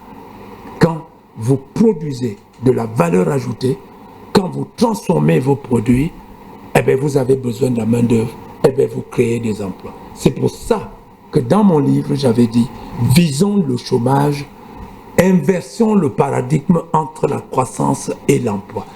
Recherchons un chômage bas et la croissance, le taux de croissance sera fonction du taux de chômage. Et comme vous ne pouvez pas créer des emplois, n'est-ce pas, sans créer des entreprises, sans créer des activités, forcément vous créez de la croissance. Mais c'est une croissance de qualité parce qu'elle permet à des personnes de trouver du travail, de se valoriser par leur capacité à offrir leurs compétences. C'est ça que nous préconisons.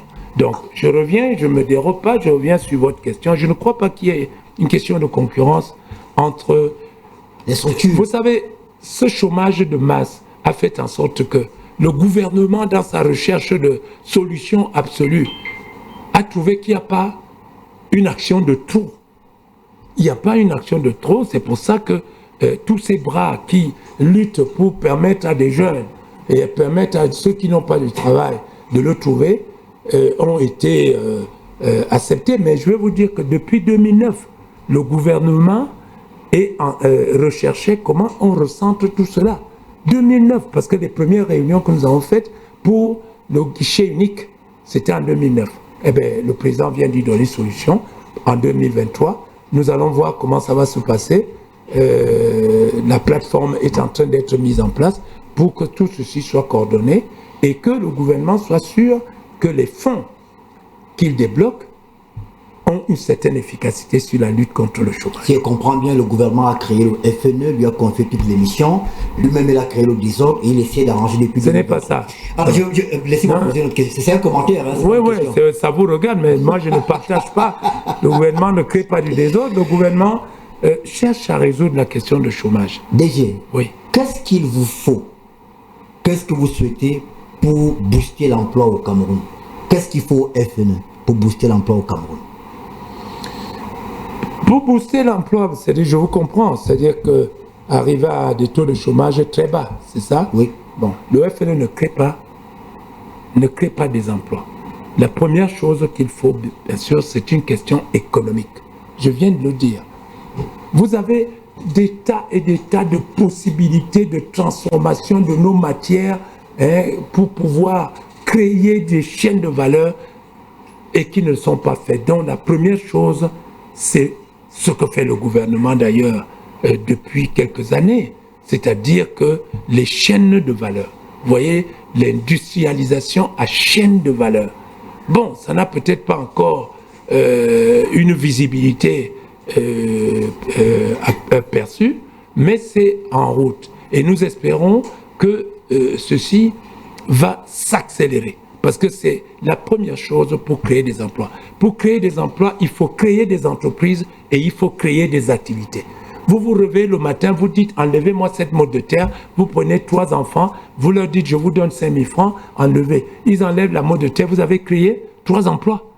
Ça dure jusqu'à midi ou le soir, mais vous avez créé. C'est ça les activités. Quand on fait les routes, quand on fait des ponts, quand on fait des infrastructures et tout ça, c'est de la création de l'emploi. Mais c'est des emplois qui à durée déterminée, comme le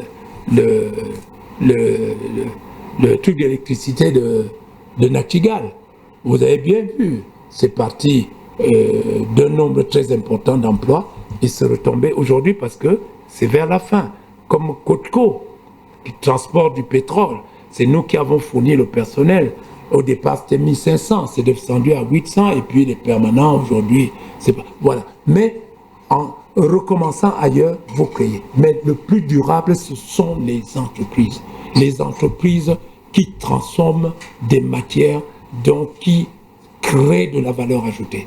Et là, vous créez ce qu'on appelle des emplois de qualité. Et quand ces emplois sont créés en masse, eh bien, nous, le FNE, nous dansons. Parce que nous recevons beaucoup d'offres. Vous voyez, vous m'avez demandé ce qu'il faut.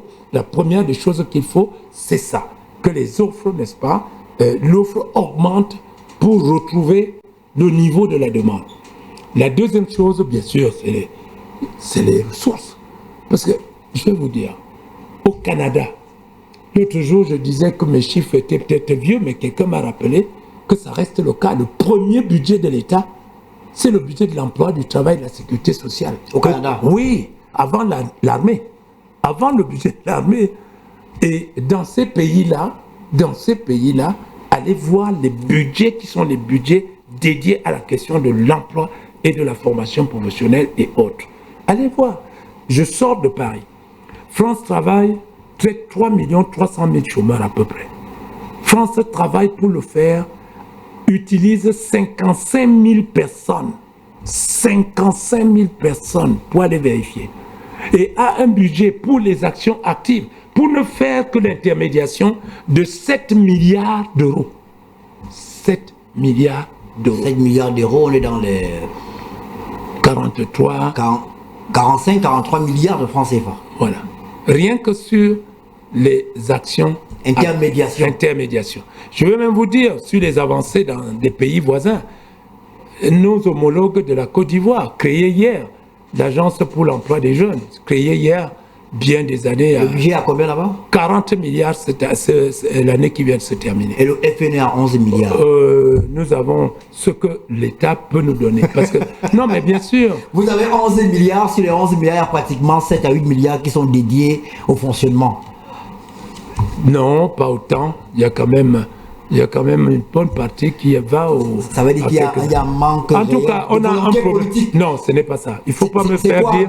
Non, ce n'est pas une question... Moi, j'étais prête. Moi, je vais vous dire... La Côte d'Ivoire, il y a 40 milliards. Non, vous faites bien de dire des choses comme ça. Vous faites très bien de le dire parce que vous répétez ce que l'homme lambda, n'est-ce pas, peut penser. Mais je vous dis, moi, je vous donne la vérité. La vérité est que c'est à nous de faire des preuves.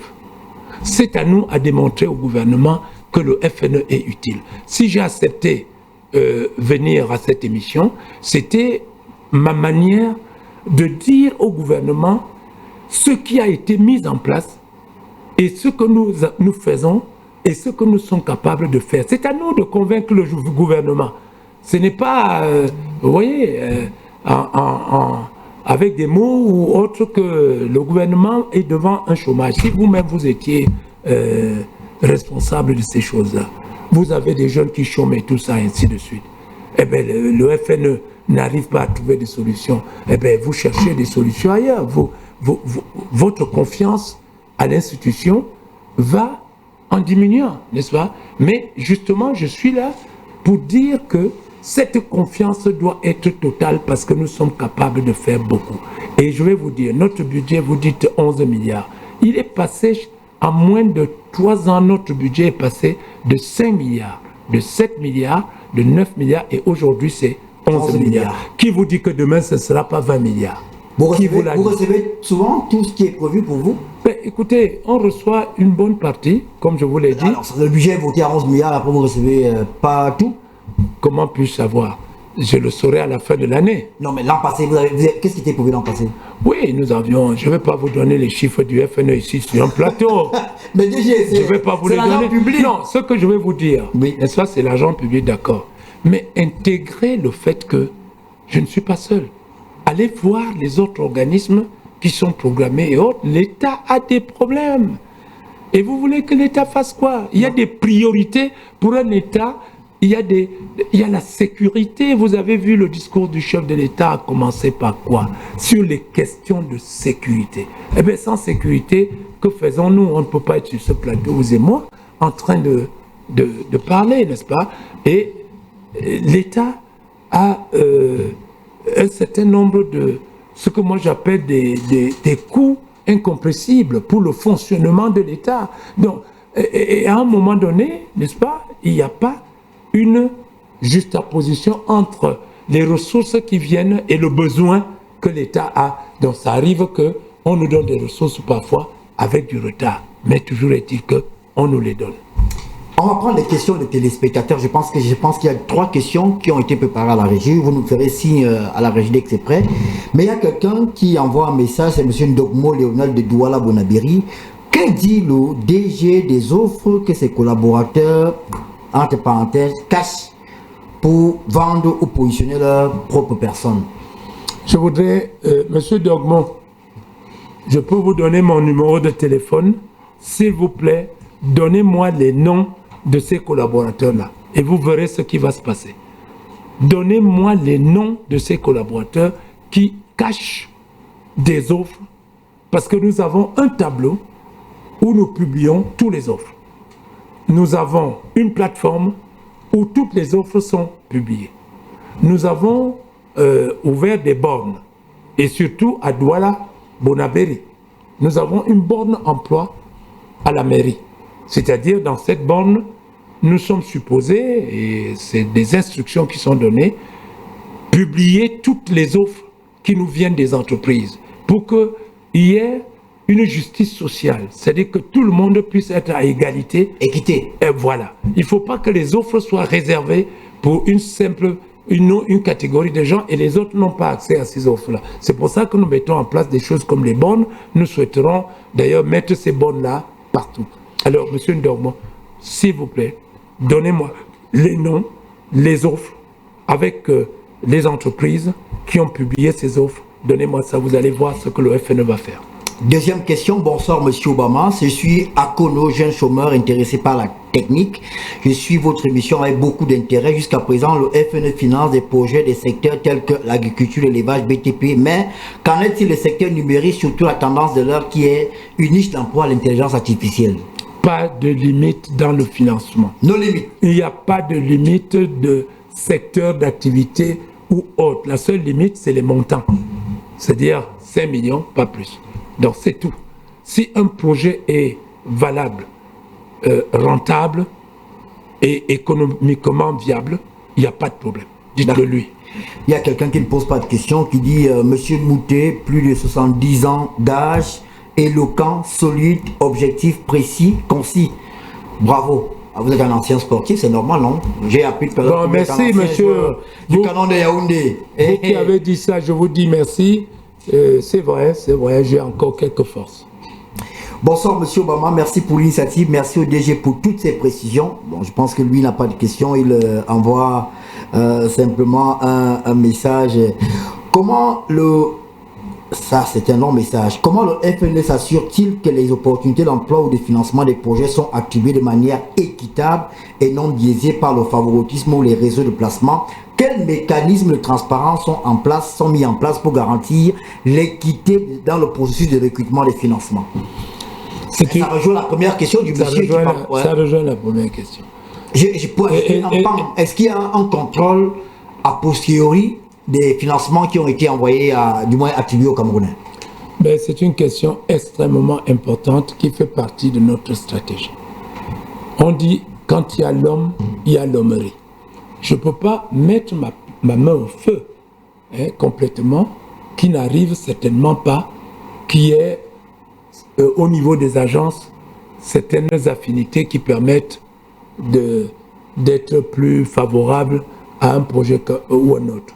Mais ce que nous avons mis en place, nous avons d'ailleurs quelque chose qui s'appelle le code de conduite de l'agent FNE. Et tout à l'heure, je vous ai dit où je tirais ma force. On ne peut pas. Et si c'est ça, c'est donc les parents des conseillers emploi qui traitent ces choses-là, leurs cousins, leurs frères et autres. Même moi, le directeur général, je suis pénalisé. Je serai pénalisé parce que quand j'arrive au comité de crédit, des dossiers ont été passés par le comité de présélection et moi, j'ai un ensemble de dossiers qui me sont présentés. Et à ce moment-là, si c'est des dossiers qui ont connu un favoritisme de la part de mes collaborateurs, ça ne va pas. Donc c'est quelque chose... Est-ce qu'il y a eu des sanctions au FNE des personnes qui ont essayé d'agir de manière illicite? Ben oui, il y a des sanctions, hein, il y a des sanctions même très, très, très graves. Si on retrouve le problème, la difficulté, c'est d'arriver à trouver qu'il y a... Des preuves? Oui, il faut qu'on trouve des preuves. Et j'étais en mission à Douala il n'y a pas très longtemps, et j'ai passé encore du temps à parler à mes collaborateurs, à leur dire qu'il faut que tout le monde ait sa chance dans les offres d'emploi, les sélections des offres qui présentent aux entreprises. Je ne veux pas voir 10 noms qu'on présente aux entreprises, 10 noms Bafia. Parce que Moutet et Bafia, il faut présenter que des Bafia pour faire plaisir à Moutet. Je ne veux pas ça. D'accord. Vous voyez? Parce qu'il n'y a pas que des Bafia qui peuvent avoir les profils qui sont... Alors, j'ai dit, il faut présenter des offres de manière variée qui répondent au profit de l'entreprise. Mais je voudrais dire à ce téléspectateur, ne vous en faites pas. C'est l'entreprise qui décide en en dernier lieu. C'est pas le FNE. Ce n'est pas le FNE. Et tant que il nous est arrivé qu'une entreprise nous renvoie des dossiers 3 ou 4 fois. Et avec le risque de perdre sa confiance, vous voyez. Par contre, là où il peut avoir ce favoritisme, c'est sur les dossiers. D'accord. Il y a quelqu'un qui demande que vous multipliez des sorties comme celle-ci. Je pense qu'on va voir ensemble comment mettre en place un programme avec le FNE sur BNews pour permettre, vous aider à faire l'intermédiation entre les patrons et les employeurs. Comment on fait vous travailler au FNE, DG? Ah, vous arrivez... J'ai les dossiers, j'ai préparé les dossiers avant vous avez préparé. Je suis sûr que vous avez déjà votre dossier de votre petit frère ou de votre cousin que l'occasion faisant le larron, ouais, le DG qui est là, ben, écoutez, il faut d'abord qu'il y ait un poste. Et pour le moment, il n'y a pas de poste. Un poste se dégage lorsque les gens vont à retraite ou lorsqu'il y a une augmentation d'activité. Forcément, on a de nouveaux besoins de personnel. Et quand on a ces nouveaux besoins de personnel, eh bien, on doit nous-mêmes donner l'exemple. Qu'est-ce que nous faisons? Eh bien, on va dans la base de données, notre base de données. Le DG que je suis, je deviens un recruteur. C'est-à-dire que je prends ce que nous appelons la prise d'offres et puis je remplis de ce que je veux. Le niveau scolaire, la compétence, le niveau scolaire, l'âge et tous les détails possibles, je mets dans la prise d'offres et on fait entrer dans l'ordinateur. C'est l'ordinateur qui va cracher le nombre de personnes qui ont ce profil-là. On me les présente et quand je les prends, eh bien, parfois nous allons à faire des interviews. Je prends un exemple. Quand je veux recruter un comptable, et je veux être sûr que c'est un comptable, parce que si je prends mon cousin comme comptable, parce que il faut que je prenne mon cousin, eh bien c'est moi qui souffre demain. Parce que demain, il est là, il n'est même pas capable de faire une saisie d'écriture. Il ne connaît rien. Mes états financiers ne peuvent pas sortir parce que j'ai recruté un incapable, parce qu'il est tout simplement mon cousin. Donc, il y a des postes, je l'ai dit, où ces choses-là sont plus faciles. Technicien de surface. Mais dis donc. Oui, ah oui, parce qu'il faut tenir compte de la réalité, n'est-ce pas? Voilà, il y a monsieur, je vous coupe pas parce qu'il y a de nombreux messages. Il y a monsieur Yerima Yaoundé, par contre, qui reconnaît votre probité et qui explique que lui-même, son dossier avait été retenu, mais à la fin, c'est celui de son ami qui a été financé parce que c'est vous-même, pendant le comité de gestion, qui avez retenu le dossier. Et donc, il salue, il dit que ce que vous dites est vrai parce qu'il a l'exemple que vous tenez à ce que tout se passe dans l'équité. Il y a M. Ngon de Camvert qui a fait rapidement le calcul et qui nous dit 47 milliards, 7 milliards c'est 47 milliards, 559 milliards de francs CFA, 7 milliards d'euros. Il a fait, et il dit toutes mes félicitations, mon grand-père. C'est pas M. Ngon qui travaille à Camvert, vous devez le connaître. Bonjour M. Ernest, merci pour cette émission et pour la thématique du jour. Monsieur le directeur général, je vous remercie pour vos explications claires. Pouvez-vous nous parler des mécanismes et des efforts mis en place par le Fonds national de l'emploi pour lutter contre le chômage des jeunes personnes handicapées et quels sont les objectifs pour l'année 2025? Est-ce que les personnes handicapées, les personnes, oui. Je vous ai dit tout à l'heure, nous avons un programme dédié qui s'appelle, oui, le programme PERPEV, c'est-à-dire les personnes vulnérables. Et qu'est-ce que nous faisons? Quand ces personnes viennent s'inscrire chez nous, nous leur faisons, c'est-à-dire la procédure normale, c'est-à-dire le bilan professionnel. Et là, le bilan doit être un peu plus approfondi. Parce que si c'est quelqu'un qui a un handicap au bras ou au pied, il y a des fonctions, des positions de travail qu'il ne peut pas assumer. Donc, il faut arriver à bien circonscrire les métiers que cette personne est capable d'exercer. Et la plupart du temps, ils vont dans des créations d'entreprises. Ils ont beaucoup d'ingéniosité pour créer des entreprises.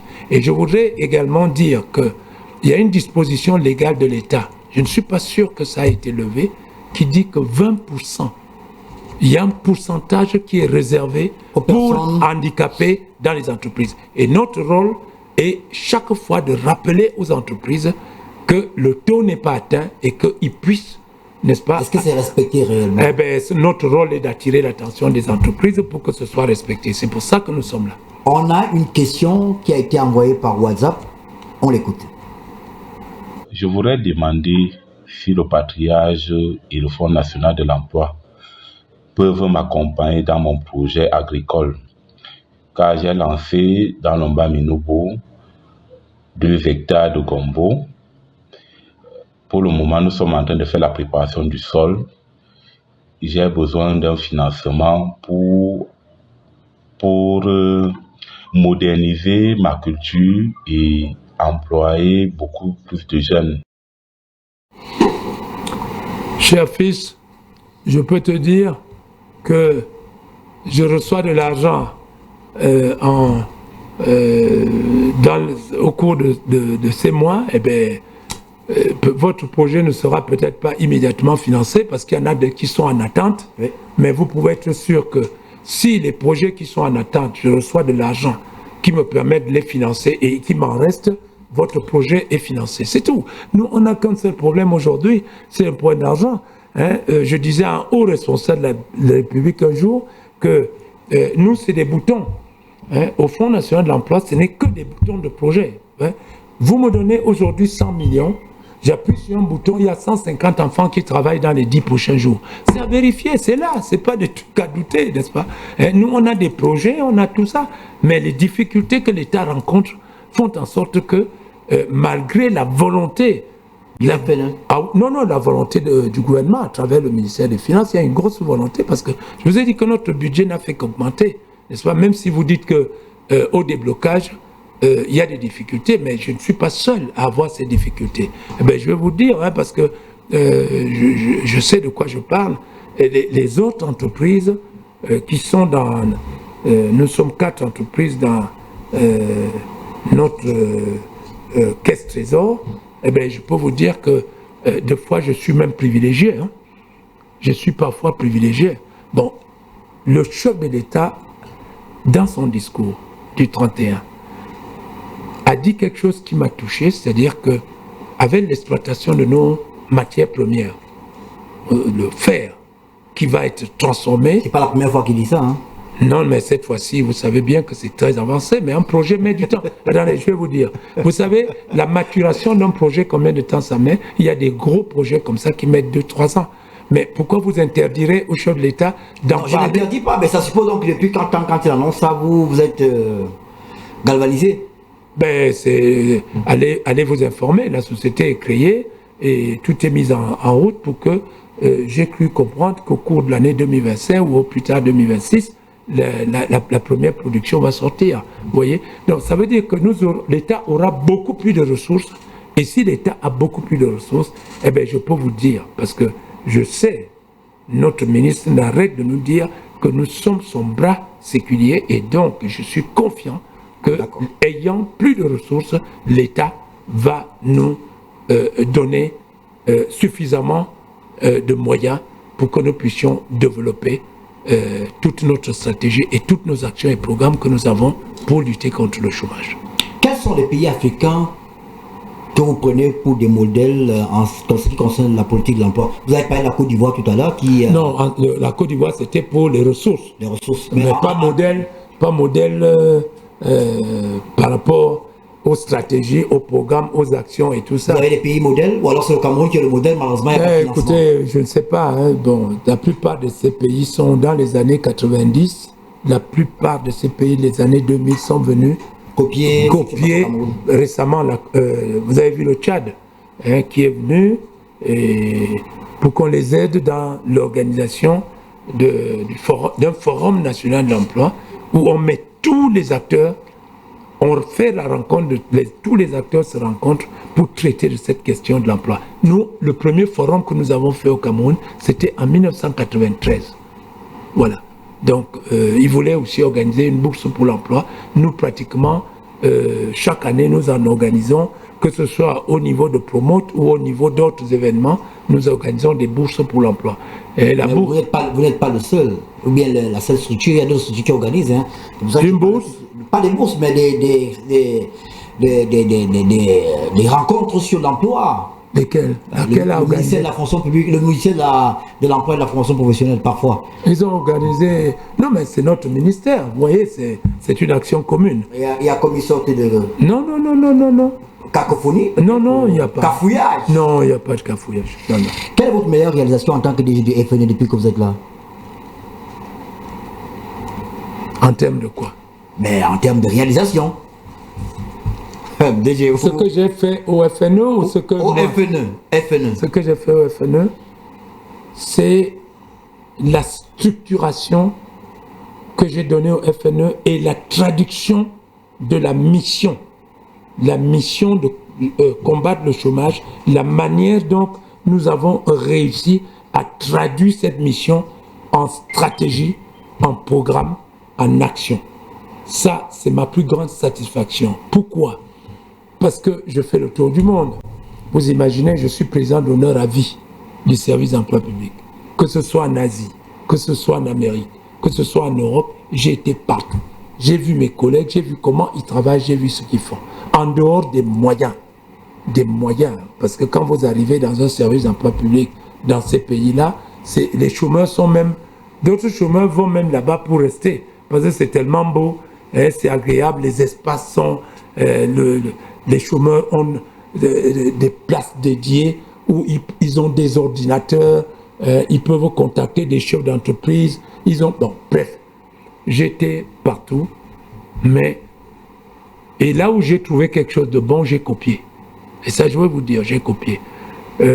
Ma satisfaction la plus grande aujourd'hui, c'est que j'ai une structure qui est prête, qu'on ait réussi à décliner cette mission de telle manière qu'on puisse couvrir tous les domaines capables de réduire le chômage. Tout ce qui vous manque, ce sont les moyens. Oui, bien sûr. Parce qu'il fallait y penser à des programmes comme le programme PADER.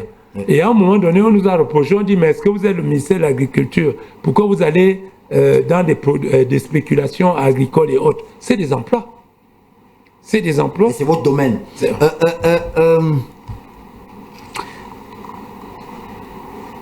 Combien vous gagnez par mois? Ah bon? Ben oui. Vous voulez connaître mon salaire? Mais c'est public, non? Ah bon? Ben oui. Service public d'emploi. Et non, des non, salaires. Je voulais... Ben oui. Vous êtes hein. directeur général, normalement, les salaires des directeurs généraux sont connus, sont publiés en fonction de la catégorie. Ah ouais, de je départ. comprends votre question. Ouais. Et vous savez pourquoi? Combien vous gagnez au départ en 91 et combien vous gagnez aujourd'hui? Oh, vous savez, hein. En 91. Votre question, je la comprends parce que l'autre jour, j'ai réagi hein, quand un individu a publié les salaires des directeurs généraux. Et il a prétendu que j'avais 12 millions de salaires par mois. Par mois. C'est pas le cas? C'est scandaleux. Ce n'est pas bon, c'est pas juste. Nous avons un pays fragile. Il ne faut pas publier des choses comme ça. Mais déjà, il faut donc vous-même publier, dire ce que vous gagnez par mois. C'est Donc, normal. dans non? ce cas, moi, vous me posez la question. Oui. Je vais publier quand vous allez publier ce que vous gagnez par mois.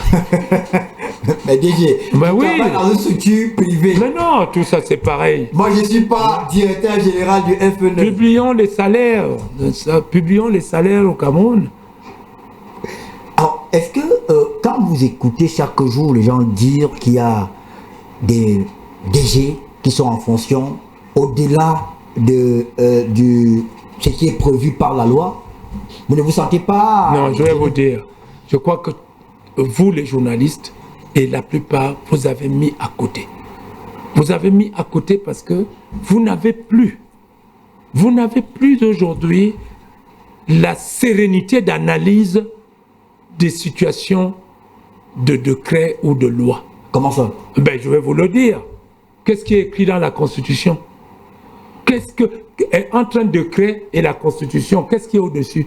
La Constitution. La Constitution. Et Le chef qu'est-ce de qui est l'État nomme nomme au haut poste civil et militaire. C'est pas ça qui est Non, ce n'est que ça que vous retenez. attendez, c'est la Constitution du Cameroun. Et la loi dit Bon, quoi? et Que le directeur général a droit à... il y a un décret. Oui. Hein, il y a un décret. signé par le président de la République. Oui, mais c'est pour ça. Donc vous méprisez Non, mais les décrets du président, alors. attendez. Ce décret, vous n'avez pas suivi Est-ce que ça a été écrit formellement dans ce décret? À quel moment ce que vous avez dit prend effet? Ah. Donc vous jouez Non, sur le... non. Mais attendez, vous avez souvent vu comment ça débat avec les avocats dans les palais de justice, n'est-ce pas? Je ne suis pas là Donc dans vous n'êtes pas un DG illégal. Non, pas du tout. Non. Si c'était le cas, vous auriez démissionné? Démissionner? Oui, si vous étiez dans l'illégalité. Attendez. On appelle une chose le parallélisme des formes. D'accord? Oui. Le chef de l'État m'a nommé par un décret du 5 juillet 1991. Le parallélisme des formes veut que, même si c'est un conseil ou autre que le chef de l'État me décharge par un décret. Vous voyez? Le parallélisme des formes, par un décret, venant du chef de l'État. Voilà, c'est tout. Demain, le chef de l'État, parce que, je ne sais pas, dit, bon, mais ça va monter. Ça fait 34 ans, ça suffit. Vous arrêtez comme ça. Le chef publie le décret. Je dis merci d'abord à Dieu et je dis merci au chef de l'État qui m'a donné cette occasion, n'est-ce pas, d'expérimenter les capacités que je pouvais avoir à offrir mes forces pour un sujet, un défi aussi noble que celui de donner du travail aux gens. Il y a un politologue qui envoie le message et qui dit: bonsoir monsieur Ernest Obama, toutes mes félicitations pour cette belle émission. Le directeur général du FNE, monsieur Mouté, est une compétence exceptionnelle dans notre pays et me fait penser au directeur général de la Caisse nationale des prévoyances sociales, monsieur Mokolo. La riche expérience du directeur général du FNE et son expertise auraient pu profiter à un autre établissement administratif ou à une autre entreprise publique. Pourquoi maintenir un homme aussi compétent à un même poste depuis plus de 30 ans? Ce manque de mobilité des compétences dont nous disposons dans le management de nos organisations constitue un frein au développement de notre pays. C'est bien dommage. Bonne émission à vous. Professeur Michel Oyan, politologue. Il estime qu'on peut vous utiliser ailleurs. C'est quelque chose qui est de la discrétion uniquement du chef de l'État. C'est tout. On va vers la fin de l'émission. Votre fils est basketteur aux États-Unis. Oui. Mbamouté. Il est là à ce moment. Hein. Ah, ben, ah bon? Il est là. Il faut qu'il vienne parler ici à Bignos. Vous allez nous aider à l'amener ici. On va arranger ça. Ouais. Quand vous êtes directeur général depuis 30 ans et que vous cachez votre salaire, est-ce qu'il arrive 34 ans. 34 vous avez ans. oublié 4. J'ai dit plus de 30 ans. Plus de 30 ans. Oui, plus, oui. Oui, alors si quand vous êtes DG depuis plus de 30 ans. Comme vous cachez le vôtre. Non, moi je cache pas le mien. Moi quand vous serez journaliste, quand vous serez journaliste et que vous m'inviterez, je vous donnerai mon salaire. Ah bon? Moi, c'est moi qui pose des questions sur le plateau. Et je réponds. Vous n'avez pas répondu à ma question. Alors, est-ce qu'il arrive que votre fils vous dépanne, DG? Me dépanner? Bien sûr. Dépanner, c'est quoi? Quand la voiture est en panne? Est-ce qu'il arrive que monsieur Mbamouté, basketteur camerounais milliardaire, parce qu'il est milliardaire. Il est milliardaire? Ben oui, on voit. Lui, on sait combien il gagne. Est-ce qu'il arrive parfois que vous soyez, du moins qu'il vous envoie un peu d'argent? Moi, je crois que les relations entre mes enfants et moi font en sorte qu'il y a des moments où c'est moi qui leur donne un peu d'argent. Vous donnez toujours de l'argent en Mbamouté? Mais bien sûr. Mais bien sûr que... Mais vous versez de l'eau dans la mer? Oh, je ne sais pas où vous avez vu la mer, là. Franchement. C'est un plaisir de continuer à... Ça fait quoi d'avoir un enfant qui est une légende et qui est également exceptionnel? Eh bien, ça fait quoi d'avoir 10 enfants qui sont des légendes, chacun Je dans ne connais son pas domaine. les autres. Hein, ah ben c'est ça, il faudra me poser la question, n'est-ce pas, sur les autres, n'est-ce pas? Expert comptable, j'ai un qui a fait l'une des plus grandes universités des États-Unis. Voilà, il y a un polytechnicien de Montréal, ingénieur industriel, et tout ça, et tout ça. Mais ce ne sont pas des stars. Les stars, ils sont stars dans leur domaine, dans ce qu'ils ont fait. La star, c'est Mbamouté. Non, moi, je suis fier de tous mes enfants. Ok, d'accord, mais je vous pose la question, c'est Mbamouté. Oui, je suis fier de lui. Quand vous arrivez aux États-Unis, dans son club, comment vous êtes? Non, il ne joue plus, hein, il joue plus. Ah, il quand a eu vous mal. arriviez? Oui, j'étais bien reçu, hein, c'est très très bien reçu. Dans Vous avez rencontré quelques stars du basket aussi? Bien sûr. Lesquels? Tout ce que vous voyez là, hein, quand il y avait un match contre eux, il a présenté, il disait voici mon père. Et puis ils étaient contents de m'embrasser. Vous avez rencontré LeBron James? LeBron James, oui. Stephen Curry? Ouais. Curry, c'est un génie, ce jeune homme-là. Ah, vous avez discuté avec lui? On ne discute pas beaucoup, le match fini, il te dit salut papa, on est content de te voir, bon séjour, et tout ça, c'est tout. Ils sont occupés.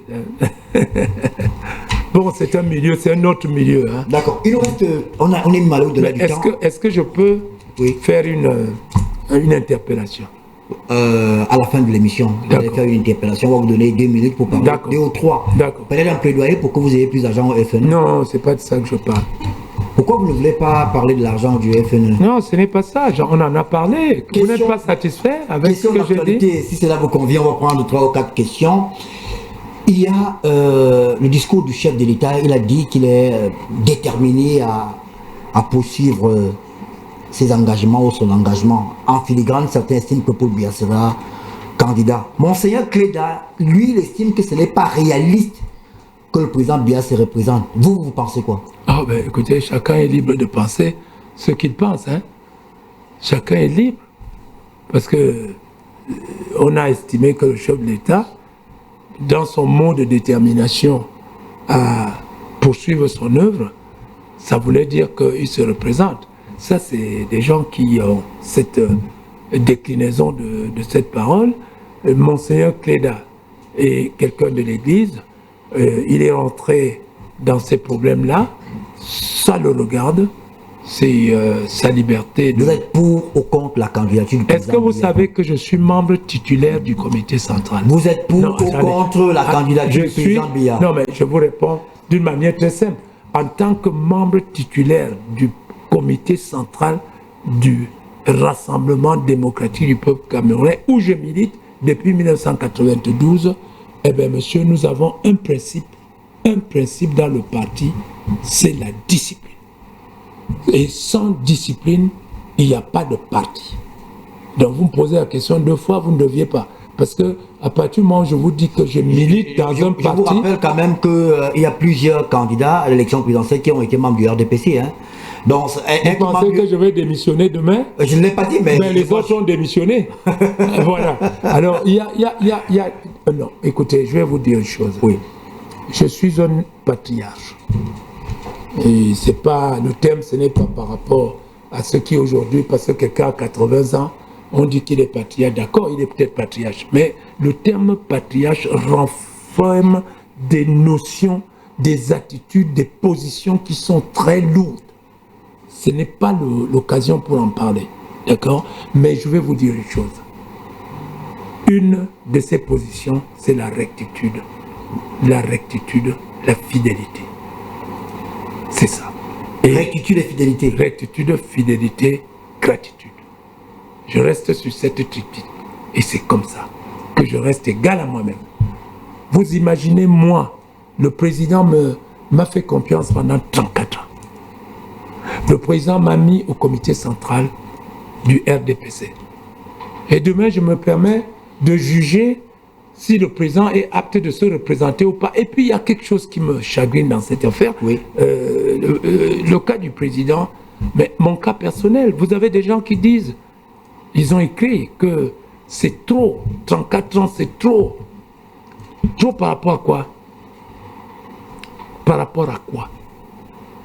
Et ce qui est désolant, c'est que l'approche de la durée des gens au poste, c'est triste de le dire, c'est une approche matérielle. Et pour être terre à terre, il a beaucoup mangé.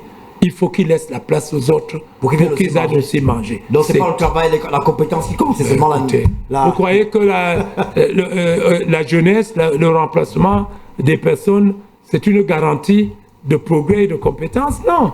Mais il peut arriver qu'un jeune arrive à un poste et booste des activités de ce poste. Ça peut arriver. Mais ne vous en faites pas, il arrive aussi qu'un jeune vienne à un poste et n'y comprend rien et n'y fait absolument rien. C'est pas une mathématique. Et allez voir les autres pays. Allez en Asie. Le président de la Chine à quel âge? Allez voir les moyens d'âge là-bas, des hauts fonctionnaires. Hein, celui qui parle aux États-Unis, hein, il a quel âge? Celui qui arrive à quel âge? Le problème n'est pas là. Le problème, c'est la capacité d'une personne à répondre aux besoins des populations ou la capacité à répondre aux préoccupations que les gens ont, c'est tout. Hein? On va vers la fin de l'émission. Une dernière question. Le gouvernement actuel est en place depuis 7 ans. 4 membres du gouvernement sont décédés. Il y a même un autre, c'est parce qu'un secrétaire général peut être considéré comme membre du gouvernement. J'ai appris il y a quelques minutes qu'il y a le secrétaire général du ministère de l'Agriculture, il y a un secrétaire général qui est décédé. Vous pensez que c'est normal que des responsables d'un tel niveau qui ne sont plus là, qui ont été appelés dans l'au-delà, ne soient pas remplacés jusque-là? Je vous suggère, je ne vous conseille pas, je vous suggère la prochaine fois que vous rencontrez le Premier ministre, dites-lui de poser la même question au gouvernement et qu'il puisse porter cela au chef de l'État, parce que je suis totalement incompétent pour répondre à de telles questions. Je ne connais pas les tenants, les aboutissants, les aboutissants, comment est-ce que c'est organisé pour remplacer ou nommer un ministre, je ne connais pas. Donc je ne peux pas répondre à cette question. Allez poser la question au Premier ministre, qui est chef de gouvernement. Vous êtes un vrai homme politique. Hein. Politique, c'est quoi? Vous surfez sur mes questions. Non, mais non, je ne surfe pas. Hein? Si le public m'écoute, est-ce que je surfe en disant ça? C'est la vérité. Comment puis-je répondre à une telle question? Je n'ai pas la capacité. Ce n'est pas mon rôle. J'ai retenu la phrase forte de ce soir. Chercher un emploi. C'est un emploi à plein temps. Ça veut dire que ceux qui n'ont pas d'emploi doivent sortir chaque matin pour aller chercher un emploi. DG, on vous remercie infiniment d'avoir accepté notre invitation. On s'excuse auprès de votre famille nucléaire de vous avoir fait sortir à 7 heures tard dans la soirée. Je présume que vous ne sortez pas souvent à cette heure-ci. Il est quasiment 23 heures. C'est bien ça, je ne me trompe pas. Quasiment 23 heures. Et merci d'être venu vous soumettre à cet exercice qui n'a pas, je présume, n'a pas été périlleux pour vous, parce que vous êtes un grand skieur et un grand surfeur. Ça va. Est-ce qu'il y a un dernier message à passer ce soir? Oui. À ceux qui sont à la recherche d'un emploi, qui ont une qualification, ceux qui n'en ont pas? Est-ce qu'il y a un plaidoyer pour plus d'argent, plus de moyens à mettre à la disposition du FNE? Pas sur le papier, hein. L'argent qui est dans vos comptes, pas sur le papier. Écoutez, Ernest, vous me faites des compliments. Eh bien, moi, en retour, je vous fais plus que des compliments, parce que vous allez écouter mon niveau, alors. Je vous connais, vous étiez dans d'autres structures et autres. Je vous connaissais un peu dangereux. Lorsque vous rencontrez, lorsque une personne est en face de vous, je l'ai expérimenté cet après-midi, parce que vous me posez des questions qui ne me concernent pas, et vous croyez que je surfe. Vous venez de dire que je suis un grand surfeur, et ça, c'est un journaliste. Vous êtes un bon journaliste, et ça, je vous le dis, vous êtes un très bon journaliste. Ce que je voudrais dire aux chercheurs d'emploi, c'est que chercher l'emploi est un emploi à plein temps. Je vous prie, mes enfants, mes fils, je ne suis pas heureux de vous voir chômer. Et ça, je vous le dis, c'est une souffrance de voir un enfant qui dort chez ses parents, un enfant qui a fini ses études, n'a pas de travail, un enfant qui souffre du chômage. Alors, voilà ce que je voudrais leur dire. S'il vous plaît, ne vous découragez jamais, continuez à chercher du travail. Aux entreprises, vous savez, nous avons mis en place un programme qui est un programme révolutionnaire, mais surtout parce que c'est un programme qui colle à notre réalité et à nos traditions. C'est le programme emploi diplômé citoyen. Citoyen, pourquoi? Parce que nous n'allons pas nous développer comme ce que nous voyons ailleurs. Une entreprise gagne de l'argent, elle fait des bénéfices, ainsi de suite, et son entourage, qui est l'entourage de la jeunesse camerounaise qui chôme, elle ne fait rien pour cet entourage. C'est pour ça que nous avons appelé programme emploi diplômé citoyen. Parce que dans un village, vous tuez une antilope, vous la mangez seule. Quand vous terminez de manger, on vous mange. Même si vous allez prier Jésus, eh bien les villageois vont dire à Jésus, mon cher ami, tu avais dit qu'on doit partager et tu ne peux pas le défendre. Vous comprenez? Donc l'entreprise est comme une antilope. Chers chefs d'entreprise, lorsque vous avez la possibilité, donnez la chance à nos jeunes de faire un stage pré-emploi dans vos entreprises. La meilleure formation qui existe au monde, c'est la formation au sein de l'entreprise. Si vous leur donnez cette chance, ça dure 2 ans. Vous n'allez, quand le jeune sort, il ne dira plus « j'ai ma maîtrise en sciences économiques », il dira « je suis un gestionnaire de trésorerie » ou bien « je suis un contrôleur de gestion et un auditeur interne de l'entreprise ». Il sortira avec un métier qui, lorsqu'il demande du travail à une entreprise, ça parle à cette entreprise-là où il peut trouver du travail. Soyez citoyens, adhérez au programme PEDC, Programme Emploi Diplômé Citoyen. Mes collaborateurs qui sont dans les agences viendront vers vous au cours de cette année. Je vous prie de le faire. Pourquoi? Parce que, imaginez-vous, il y a 50 000 entreprises qui sont considérées comme des entreprises modernes. Il y en a 200 et quelque chose, mais prenons 50 000. Si chaque entreprise nous prend un jeune, en un jour, nous plaçons 50 000 jeunes. En un jour. On est loin des 9 000 contractualisations annoncées par le chef de l'État. Voilà. On place 50 000 jeunes en un jour. Si chaque entreprise nous prend un jeune. Et quand on a commencé ce programme, ce n'est pas un jeune, c'est 2, 3, 2 fois 5. L'exemple des boissons du Cameroun, ancienne brasserie, l'exemple de MTN, l'exemple d'autres entreprises nombreuses qui ont joué le jeu de ce programme. Je prie les autres entreprises de venir participer à ce programme, et si chaque entreprise nous prend 2 ou 3 jeunes, eh bien ça fera 100 à 150 jeunes que nous pouvons placer en très peu de temps. Ça aura un impact sur le plan national, ça aura un impact sur l'économie, parce que ces jeunes, avec l'argent qu'ils gagneront, vont avoir une influence sur la relance de l'économie, parce qu'ils vont être une partie de la nouvelle demande au niveau des marchés. Ils vont aller acheter le pain, ils vont acheter la nourriture, ils vont louer des maisons, et voilà comment une économie, n'est-ce pas, fonctionne. Merci beaucoup. On va sortir en présentant vos publications. Mouti Abidjas Camille, l'emploi en Afrique au sud du Sahara. Que faire? C'est un livre qui a été publié aux éditions Afriquia. On va le montrer comme ça. Il est disponible où? C'était fini, je vais le rééditer. Ah, c'est fini, hein? Oui. Ah, c'est un best-seller alors. Oh, ben, j'ai beaucoup vendu, je l'ai à l'extérieur surtout, même dans d'autres pays. Combien il coûte? Ben, il coûte 5 000. 5 000 francs, d'accord. Le mariage traditionnel chez les Bebak. Mungpa, Bekpa. Bepa. Oui, les Bafia. Les Bafia. Ah, Bepa, c'est en langue. Mpak, c'est l'ancêtre des Bafia. Ah, d'accord. Bafia est un mot fabriqué. Les Allemands demandent à un petit comment on est ici, où est-ce qu'on est, il croit qu'on demande son nom, et il dit je m'appelle Bofia. Les Allemands écrivent Bafia. Voilà l'origine du mot. Ah, donc Bafia, ça vient de Bofia. Ça vient de Bofia. Ah, ouais. J'avais une collègue qui s'appelle Nana Bofia. Ouais. Elle est de Bafia. Donc, voilà. Notre ancêtre, c'est Mpak, qui est parti. Dans la ville de Bafia, il faut entamer un plaidoyer pour qu'on change le nom de Bafia. On met Bepa.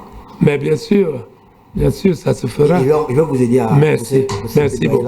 Merci. Le rituel funéraire du Ndom. Du Dôme. Ouais. C'est le Bepa. Oui, ça c'est quelque chose... Il faut la gymnastique pour lancer ça. C'est très important ça. Ça c'est quand quelqu'un a vécu longtemps, oui, a eu une progéniture importante, et lorsqu'il meurt, on va organiser une cérémonie spéciale qui s'appelle le Dôme. Oui. Et des gens qui sont comme toi, Obama, c'est un bœuf que tu amènes. Hein? Ceux qui sont comme moi, c'est un mouton. Hein? Mais dis donc, vous êtes DG depuis 34 ans. Vous amenez le bouton, et moi, DG. Non, mais c'est parce que vous rencontrez beaucoup de DG, et la somme de ces DG fait de vous, n'est-ce pas, quelqu'un qui peut, dans certains angles, être au-dessus des DG.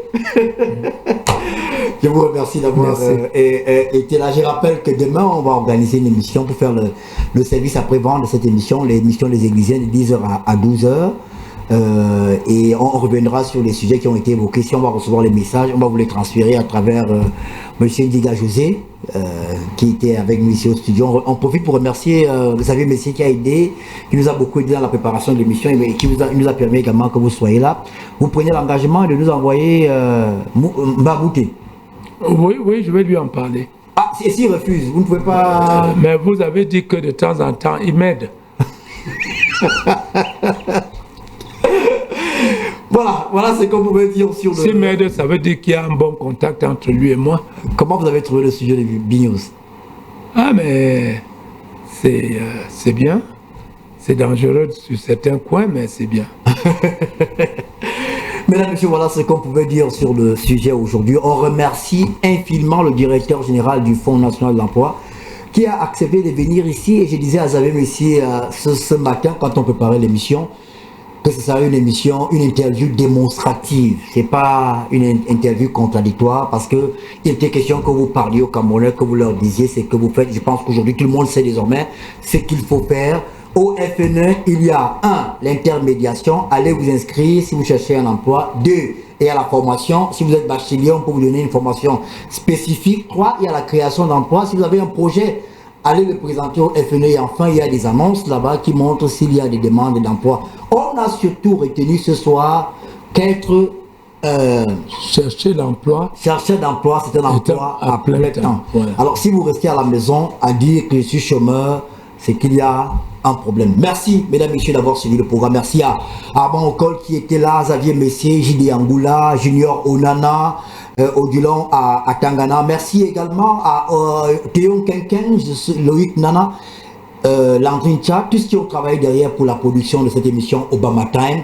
La semaine prochaine, on sera soit avec le ministre Grégoire Oona, soit avec l'honorable Cabral Libi. On vous souhaite une bonne soirée en compagnie des programmes de B-News 1. Ne manquez pas demain matin à 7h, la matinale d'info présentée par Visle Ouye. Et puis à 10h, les Églisiens avec le terrible Armand Ocol. Le meilleur, c'est ici et nulle part ailleurs. Bel bonsoir.